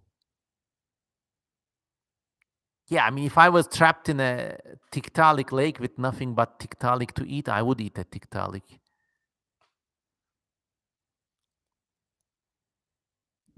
Let's check some other messages. We almost reached 2 hours. Time flies when you're having fun.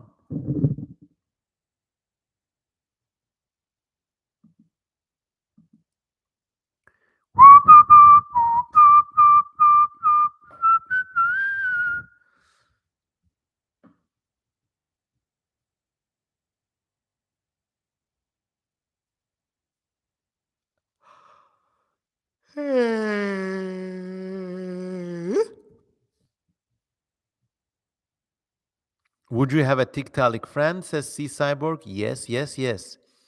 If you could learn a new skill, what would it be? Oh, there are so many things. I would love to like really learn how to sing and play an instrument. And many of you like my singing voices and stuff. And basically, being a real musician is a completely other ball game. I would love to have those skills.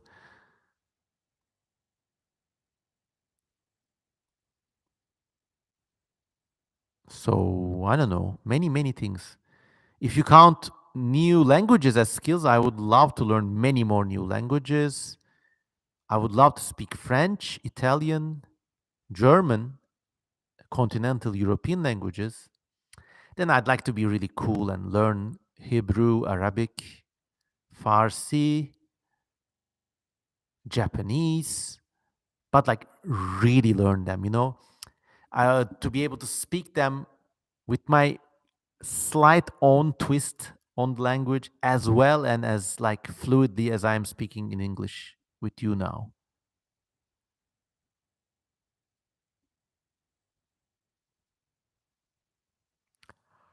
Weed Lord comments to me in Hebrew. Let's translate this.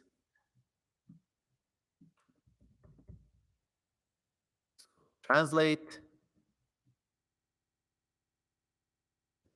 in detect language. Learn Hebrew, says, okay. Yes. See you in Jerusalem.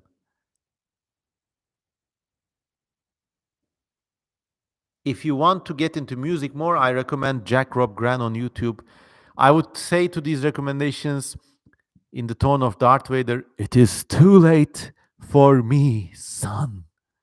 I'm nearly 40 years old and I still have my own things to finish and get to the bottom of.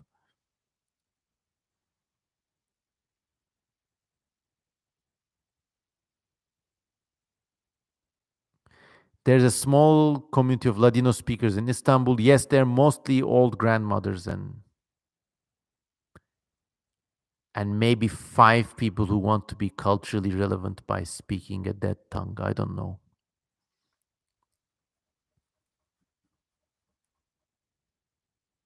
Crows to be the next sapient species. Okay, maybe. Let's scroll back a bit and like look at some of the other comments I had. Weed Lord said, "Can anyone order me pizza?" Wow, I'm craving for pizza too now. Papa John's, with the garlic sauce they had off.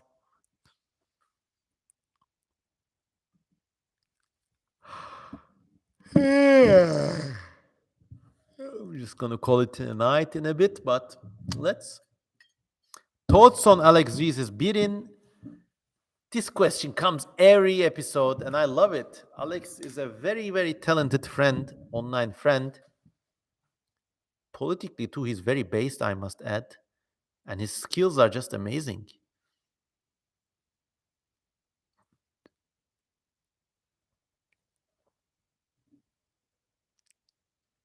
Thoughts on Serena? Okay, it means it's getting close to 2 a.m. Serena is also great.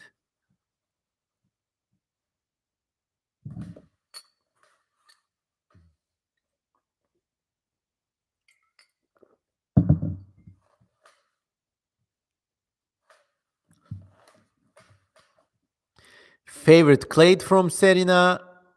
It has to be one of the armored birds or those birds which have metamorphosis. Yeah, some of you are baiting me with trope questions. I'm not gonna fall for that no more.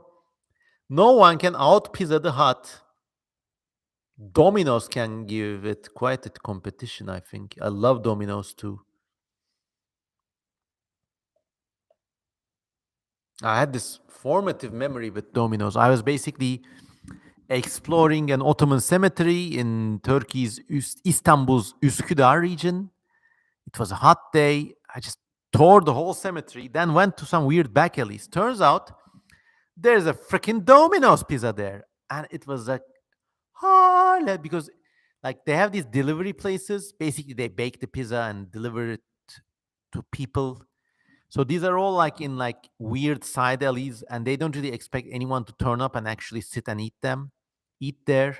But I said, hey, I'm a visitor from God. Can you get me that table? And I had the best, like thick crust Dominoes with mayonnaise and that, oof, actually drooling right now. Cemetery pizza, yes. Right off Karaca Ahmet. Dominoes with pepperoni and bacon. Fuck. I want this harder than I want the insides of that glowing tonsil ferrofluid alien girl now.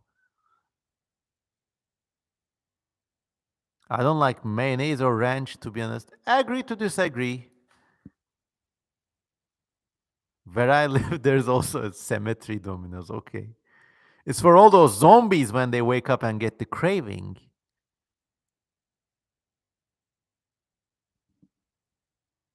Are there any cool Turkish wizards like that dervish that walks on water? Well, if you go to my previous YouTube video on the Uşak alien encounter, it's a few weeks back. It's about an alien encounter in a certain region of Turkey called Uşak. But in that same region, there's also like this extensive lore of local wizards and holy men, which sound indistinguishable from alien encounters. That's really bizarre and unbelievable. So go check that out. The Uşak alien, that USAK alien.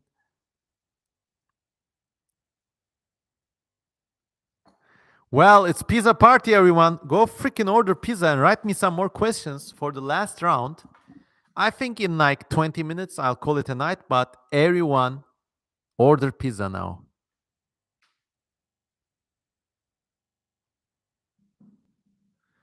There were mosquitoes and house flies baked into the cheese. Oh, fuck. Oh, where are you living? In my family's village, there's a new hookah bar overlooking a Cossack Armenian cemetery. Interesting. Milady says, I already had dinner. I don't care if you had dinner. Everyone has to have pizza. Weed Lord says, I love Middle Eastern demon and alien stories. They have more authentic flavor than American movie influenced alien encounters. Well, maybe and maybe not. Don't disown American culture that hard. Actually, American culture before Hollywood was this quilt of weird urban legends and like settler stories and those like, especially if you look at places like Pennsylvania, they have got all sorts of weird ghost stories and like tall tales. America is actually one of the most fertile regions when it comes to alien or weird lore encounters.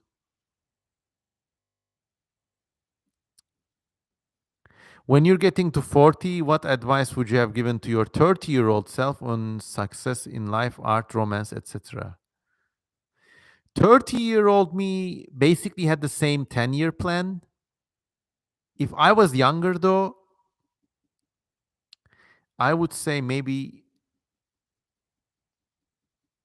stay in the United States. I don't know. Or own your house first.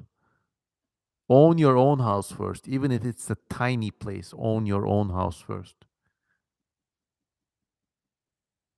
Other than that, I don't have enormous regrets. And some advice, there will be something called Bitcoin. Buy it, but then immediately sell it when it reaches $20,000. Then you'll be set for life.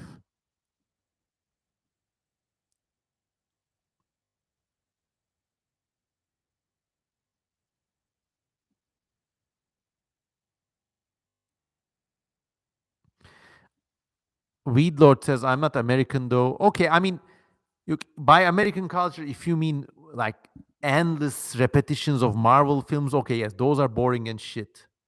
But if you go to my channel and see some of my videos about like folk stories from Pennsylvania and stuff, they've got some really bizarre stories there. That's what I think about when I think about of American culture. Bro, I thought you were 30. Man, that's the nicest compliment I got today. Do you like learning about internet drama? Of course. I listen to shit all the time when I'm drawing. I go to, there's this channel called Porcelain, which is Porsalin. And he has these documentaries about all these like mostly right wing grifters and like shit people. And they're just fun to listen. I consume a lot of shit listening, by the way, but I just pretend I don't.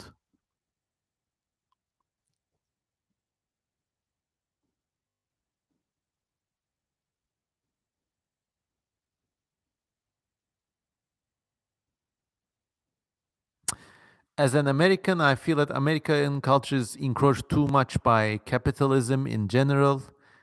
I'm glad I live in a town when we have lots of older, authentic places, says idle speculation. I agree. But sometimes even the like corporatized cultural creations can have lots of value. Like if you think about Star Wars, maybe Star Wars was one of the last works of auteur cinema. But things like DreamWorks, Prince of Egypt, I mean, something bad has happened to movies in the last 20 years, but still, we have some great TV shows like Sopranos. They're like, they will be like, they will define culture for the next century. And these things are corporate creations, but it's just that the people making them were trusted with their work.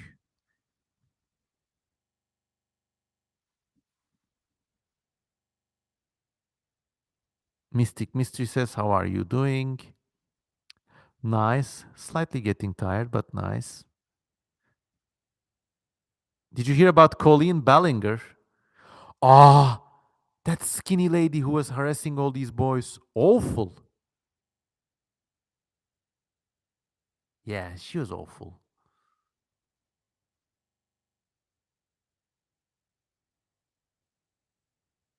Oreosaurus says, should I do commissions? Yes, but please, look, if you're going to do commissions, here's what you should charge. Calculate the minimum living wage in your country by day, okay? Multiply that by 3 at least and start from there. You're an artist, you work for a living. Some people I see, full scenes, $50. Get the fuck out of here. Start from 250 the least. If they don't pay you, it's their problem. I literally woke up, says Mystic Mystery, due to a salesman at my door, and I can't fall back asleep again. What was he selling?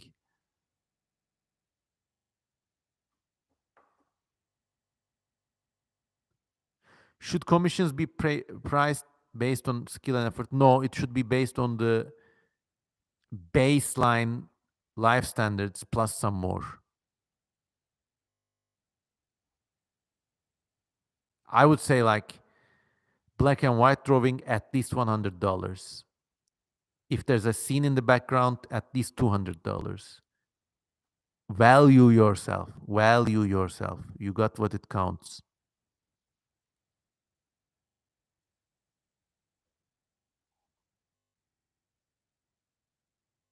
Because of social cancellation, H.P. Lovecraft's stories are not well known locally.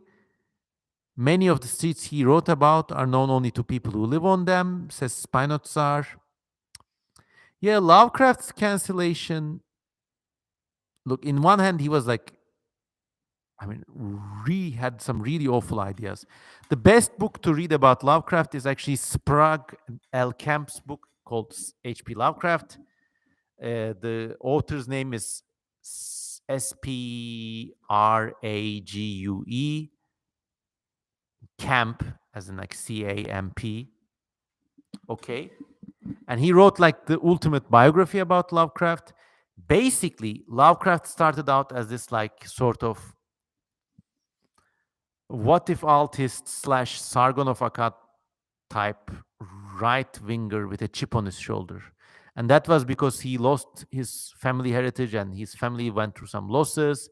So he went being proud about a blood soaked Saxon and a New Englander, whatever. He was virulently anti Semitic and just generally racist. But he did marry a Jewish lady. And when he lived in New York, he had a profound hatred of crowds and he was just a sissy and a ninny. But then also he was extremely creative and like his works. I'm not talking about Call of Cthulhu. I think it's one of his weakest works, to be honest. The idea that you could discover an alien race in an archaeological dig, it was one of his original ideas. Like he was the first one to come up with that thing. And actually, towards the end of his life, like he died in what, like 1960s or stuff or 70s. He was actually regretting his earlier curmudgeonly ways. So if he lived longer, he may have like become a decent person too. I believe you should separate the artists from their works. And when talking about Lovecraft, you must never ignore he's a racist, but look at the way his racism informed his works and his life story, his traumas. Interesting. Corporations are not touching Lovecraft, thanks God. Yes, but it's not because of the reasons you might think. It's not because he is politically incorrect, it's because his works are orphan works. There's like an ongoing dispute, like decades old, about who really gets to own his literary estate. And people cannot commit money because if a movie comes out and makes $2 billion worldwide, and then some of these like people come out of the woodwork and have sue people and have cases, that's why they don't touch it. Did he have children? HP Lovecraft? No. Oreo Sour says minimum wage is $35 per day. Then you must at least start from $90.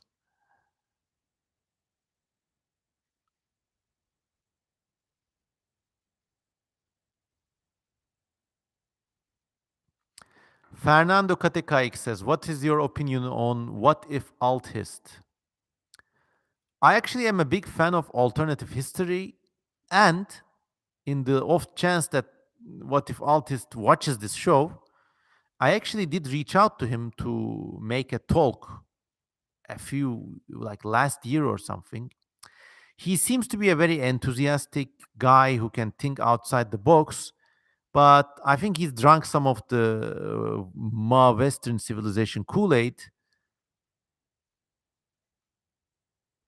But unlike many of those right wing grifters, he seems to be coming from an honest place. I also watched this debate he had with Walsh and like he spazzed out there. But Walsh was also really cruel to him too. Not that Sometimes Vaush is a righteous character, but inside him there's also this like weird righteous sadism, like something like Quentin Tarantino in Inglorious Bastards. Like he wants to shoot a Nazi and he wants to see the blood come out in gobs and he wants to come in the wound, and he's that kind of guy.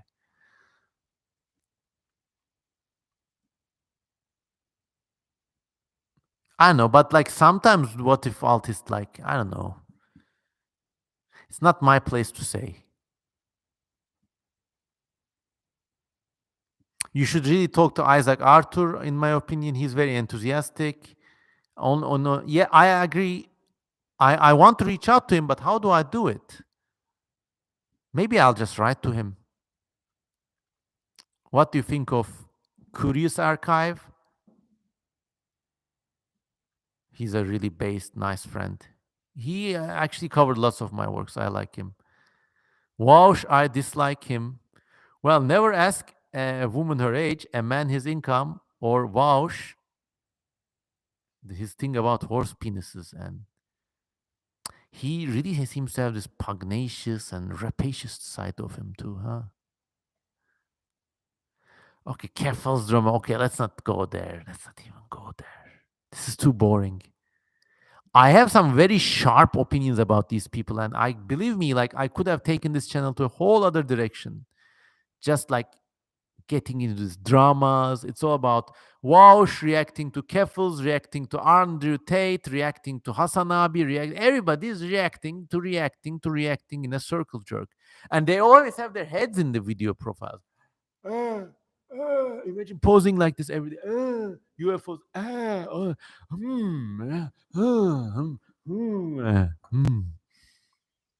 If you do that, you get millions of viewers and probably a lot of money, but you lose the initiative. You're always reacting to somebody else's shit.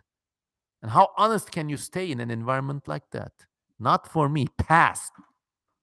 I'd rather talk to Tonsil alien girl, to all 30 of you and have a better time than all of those characters with their millions of viewers.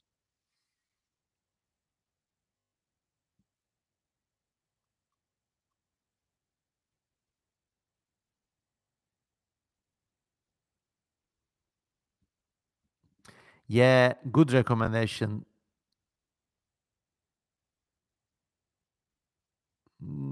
I mean, generally, in public recorded environments like this here YouTube podcast, it's a good practice not to go off on people. And I always remember these words: have no axe to grind, but only your thoughts to burnish.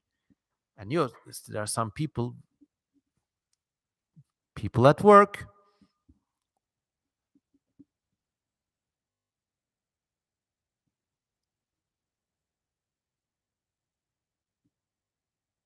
My favorite kind of reaction is a breakdown where you frequently pause to discuss and theorize, so it has its own merit. Thank you, idle speculation. Have you seen the Hollywood strike? Says Fernando. I hope the Hollywood system burns to the ground. And all the more power to everyone who's striking.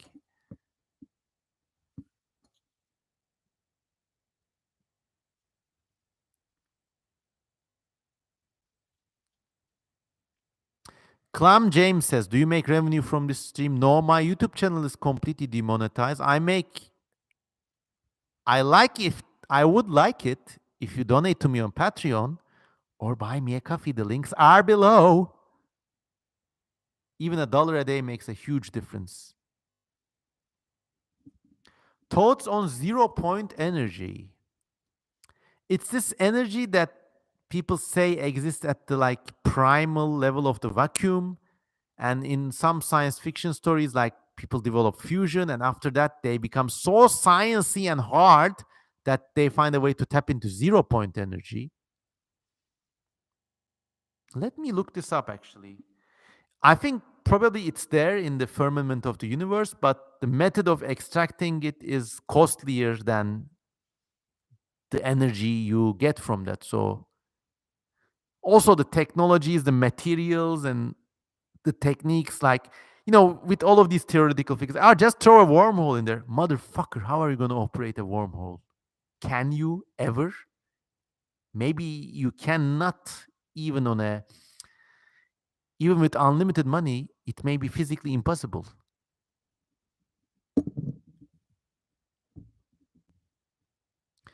Milady says, "Can you really separate the work from the artist with J.K. Rowling and Harry Potter?" Well, no, because they're both crap.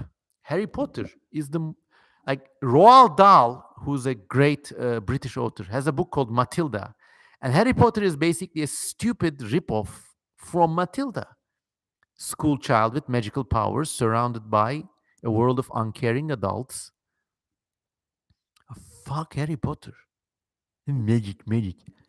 It's just, in my humble opinion, it's just even the original movies, the original books, like even before J.K. Rowling turned out to be what she is, it's just such a reaffirmation of, oh, we got to school, we're smart.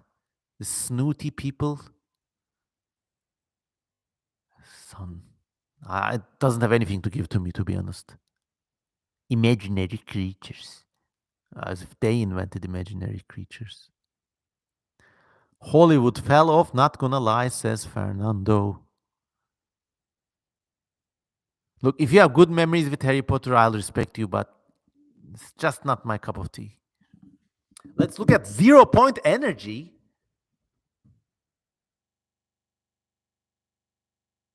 Speaking of YouTube drama and personalities, like one of the people I really respect, even though I don't agree with his politics all times, is Hasan Abi. Just because he's a Turkish brother, he's from my home city, Ankara. I say us Turks have something for a talent, a knack for YouTube, being YouTube speaky people, huh? I know he says a lot of weird stuff, but I respect him. Every one of those figures, he has some silly and cringe moments. But okay, who doesn't? I don't, because I keep things esoteric. Actually, like if you like a good YouTube channel recommendation, go to the Esoterica channel. It's a great channel. It's let me look it up. Not the band. Welcome to Esoterica. It's by Dr. Justin Sledge. It's Esoterica, and the YouTube hashtag is the Esoterica channel. He's a very well educated scholar of ancient magic and demonic lore, and he's just a very nice speaker overall.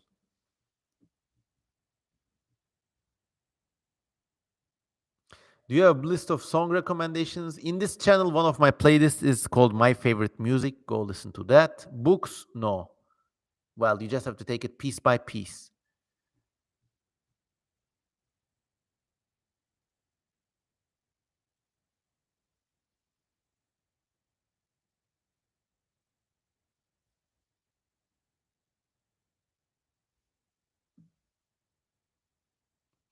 OC Cyborg says they will buy me a coffee after this stream. Thank you.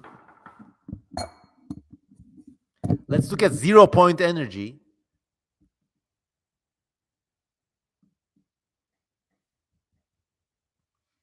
Basically, it's a theoretical concept related to radiation law and quantum field theory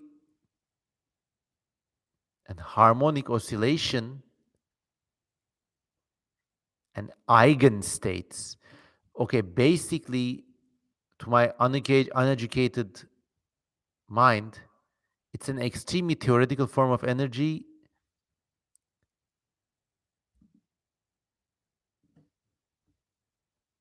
And apparently, according to Wikipedia, physicists overwhelmingly reject any possibility of 0 point energy being exploited to obtain useful work. But apparently, it's very popular with fringe theorists. Then it goes to weird things like Casimir effect. I don't know. I need to read up on this before I can say anything.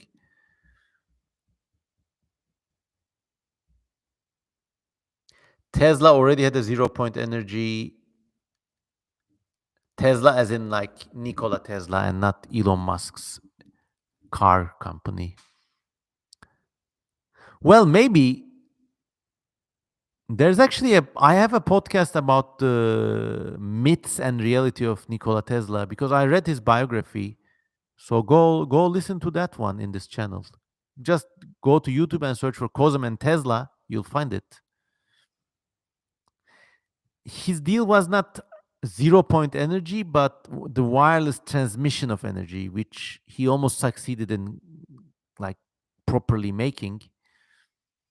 And people say if this was real, everybody would have free energy, but why? They would just meter the wireless energy connectors.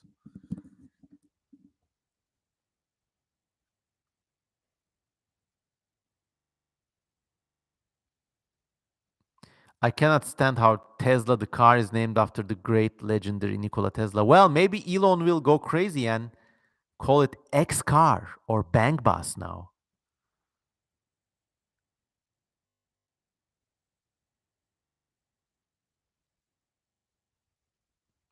All right, everyone. It's been 2 hours, 2 great hours chatting with you. And one last question. What about Hogwarts Legacy, the Harry Potter themed live action online game? I don't know if it's a game, if you play it, if you like it. It's not my thing to comment. Uh, uh,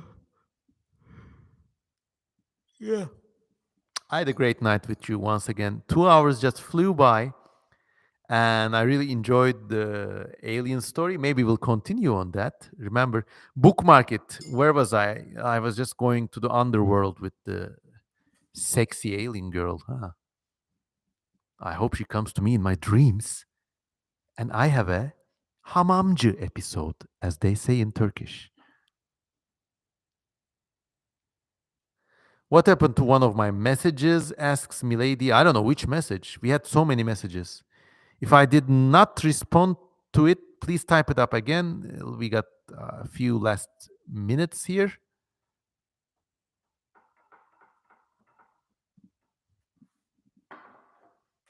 Fernando says you should do these live podcasts once in a while. That's the plan.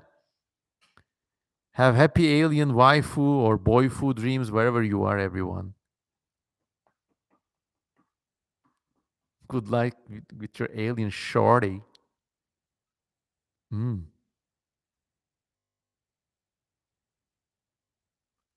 Hamunga episode. No, that's a Turkish phrase called the hamamcı episode.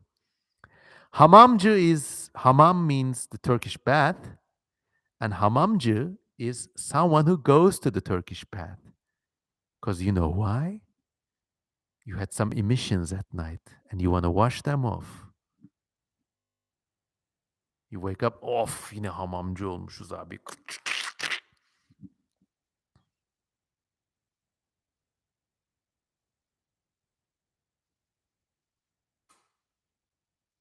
I recommend the book. Teach us more Turkish curse words. Now, look, we had a discussion about this before, and I'm thankful it's not endemic to Turkey, but many Mediterranean or non-Western cultures Turkish, pride themselves in teaching insults to foreigners, and I think it's just a subtle, tacit admission of your lack of self-esteem, as if you can only contribute insults to the world. I'll teach you some nice Turkish blessings and nice. Okay, let's look at it up actually.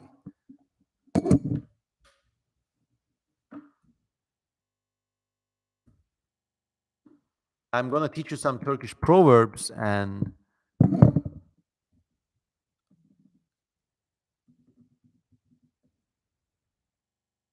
nice Turkish proverbs and cultural nuances, okay? How about that? So, Turkish culture is actually extremely deep rooted. Despite the best convictions of Turkish nationalists, it owes more to the age old heritage of antique Greece, Byzantium, the Sassanid and the Arabic and the Persian empires. And yes, obviously, Turkic culture itself has a role to play there, but it's part of a big tapestry. So, long story short, actually, there are many age old sayings about life in Turkish culture. These are proverbs, and they're all like extremely based and also poetic. And the things they express are like, I believe, very close to universal. For example, things like yalnız taş duvar olmaz, which means a lonely stone cannot make a wall, which means that you need to stick together with people in life to be strong.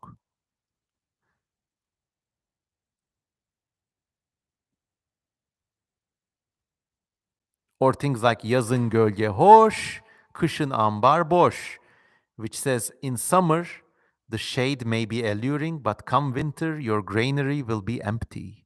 It's just a proverb to teach you the value of work, almost Protestant like.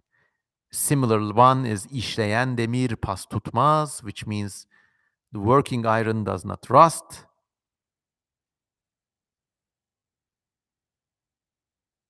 Lots of stuff like that.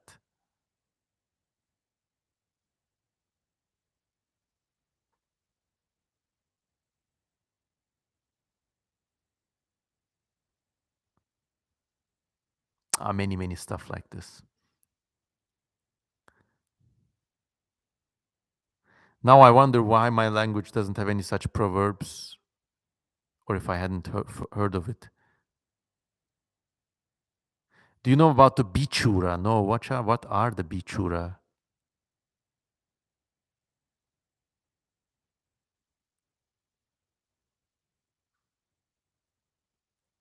How do you say dinosaur in Turkish? Says Fernando. Dinosaur. I was asking about the plastic plesiosaur podcast, and I was a guest on it, but I only listened to a few episodes, including the one I was on it, the one I was on. Thoughts on baklava? I like it. It's very very sweet, delicious. The crunchy things get between my gums. I don't like that about it. If you want a real Turkish dessert, you need to try the Chunkin Funkin Pump Boys, literally called tulumba tatlısı, which means the blow up pump dessert. And it's these like little piggy like things with like stripes like a tiny whale's gullet. And they're just shaped like sausages. Beautiful.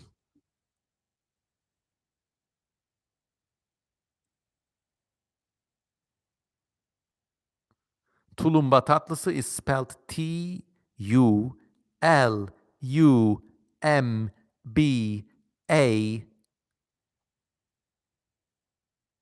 Tulumba. Just go Tulumba dessert.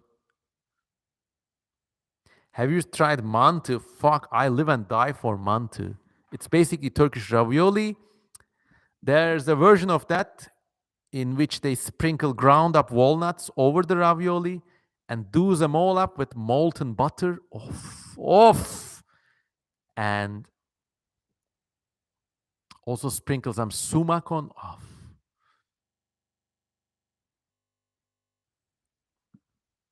What are your thoughts about Rashat Lokum? You mean Turkish delight, the little cubes. They're all right, but I like the smaller ones that you could just eat like snacks. The big ones, they make my teeth gleam. Is it 2 a.m. for you as well? It is 2 a.m. for me as well.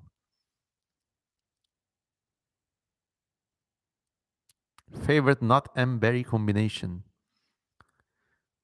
I'm a stickler for one type of food. Like if I'm eating nuts, I probably like walnuts the best. I don't like these plates where everything's mixed. Don't like that. Bishura are spirits in Turkish. Okay, okay.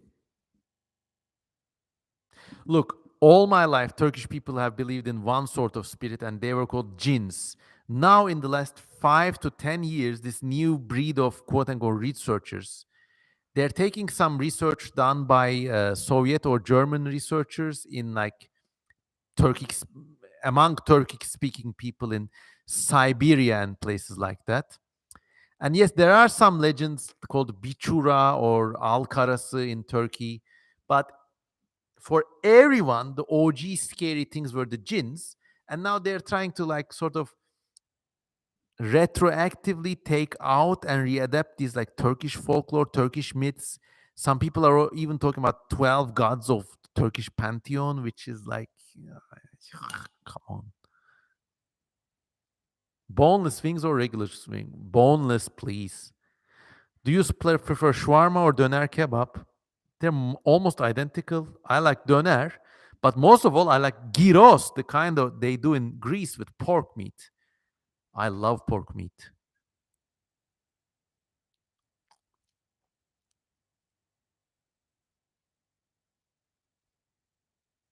Totson Biblaridion, I worship him. He's a real nice OG online friend. Whenever he has these episodes, I contribute free artwork. His world is amazing. He's a great language creator, a great content creator too.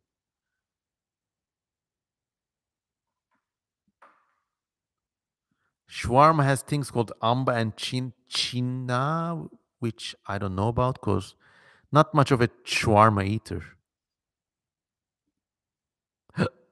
Oh, you're all hungry, aren't you? What do you think about the Adventures of Tintin? I like the comics. Hergé was a great artist. Never underestimate his skills with just a few lines to tell so much.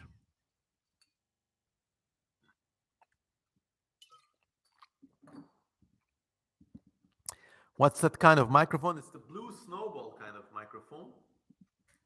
With me for almost 10 years now. Let's look at some messages.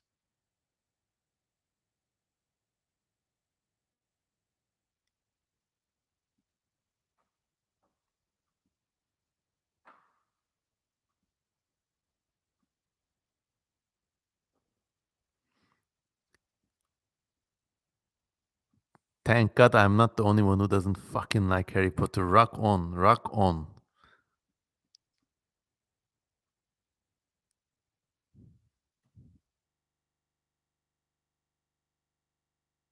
Alpine!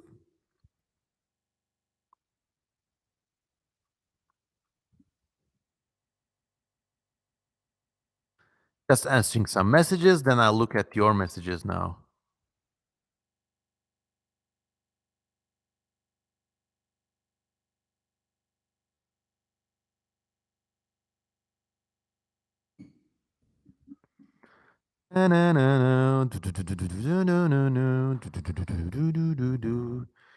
Do you wanna come? Do you wanna come? Do you wanna come with me now?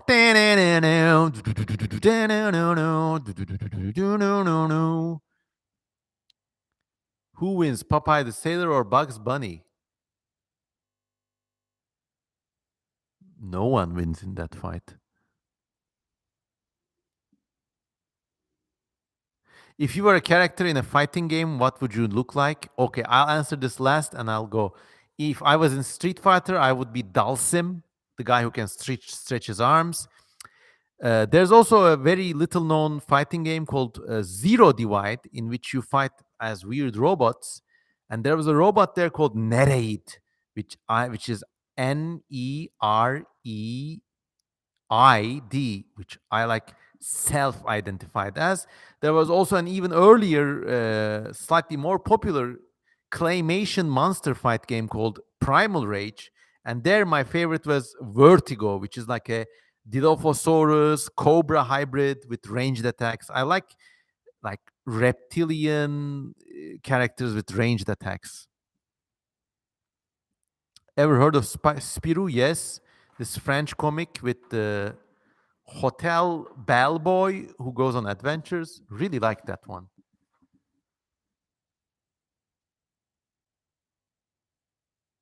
Oh, thank you, Cyborg, for buying me a coffee.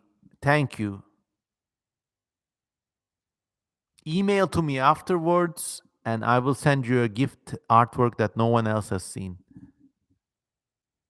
I love you all and forever. Good night, says yes, yes, yes.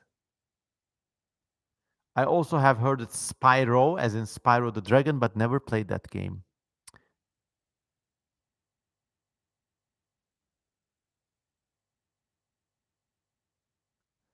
Good night, good night, good night, wherever you are. I am doing my goodbye animation now, 2.5 hours. This was really great. Really missed you. I think we'll have another one in a couple of days. I'll let you all know. And until then, have a nice day, nice night, wherever you are. Always remember, life is bittersweet at best. But love helps us all get on by. Bye. Oh, I was a Crash Bandicoot guy, but that's for another episode. Goodbye.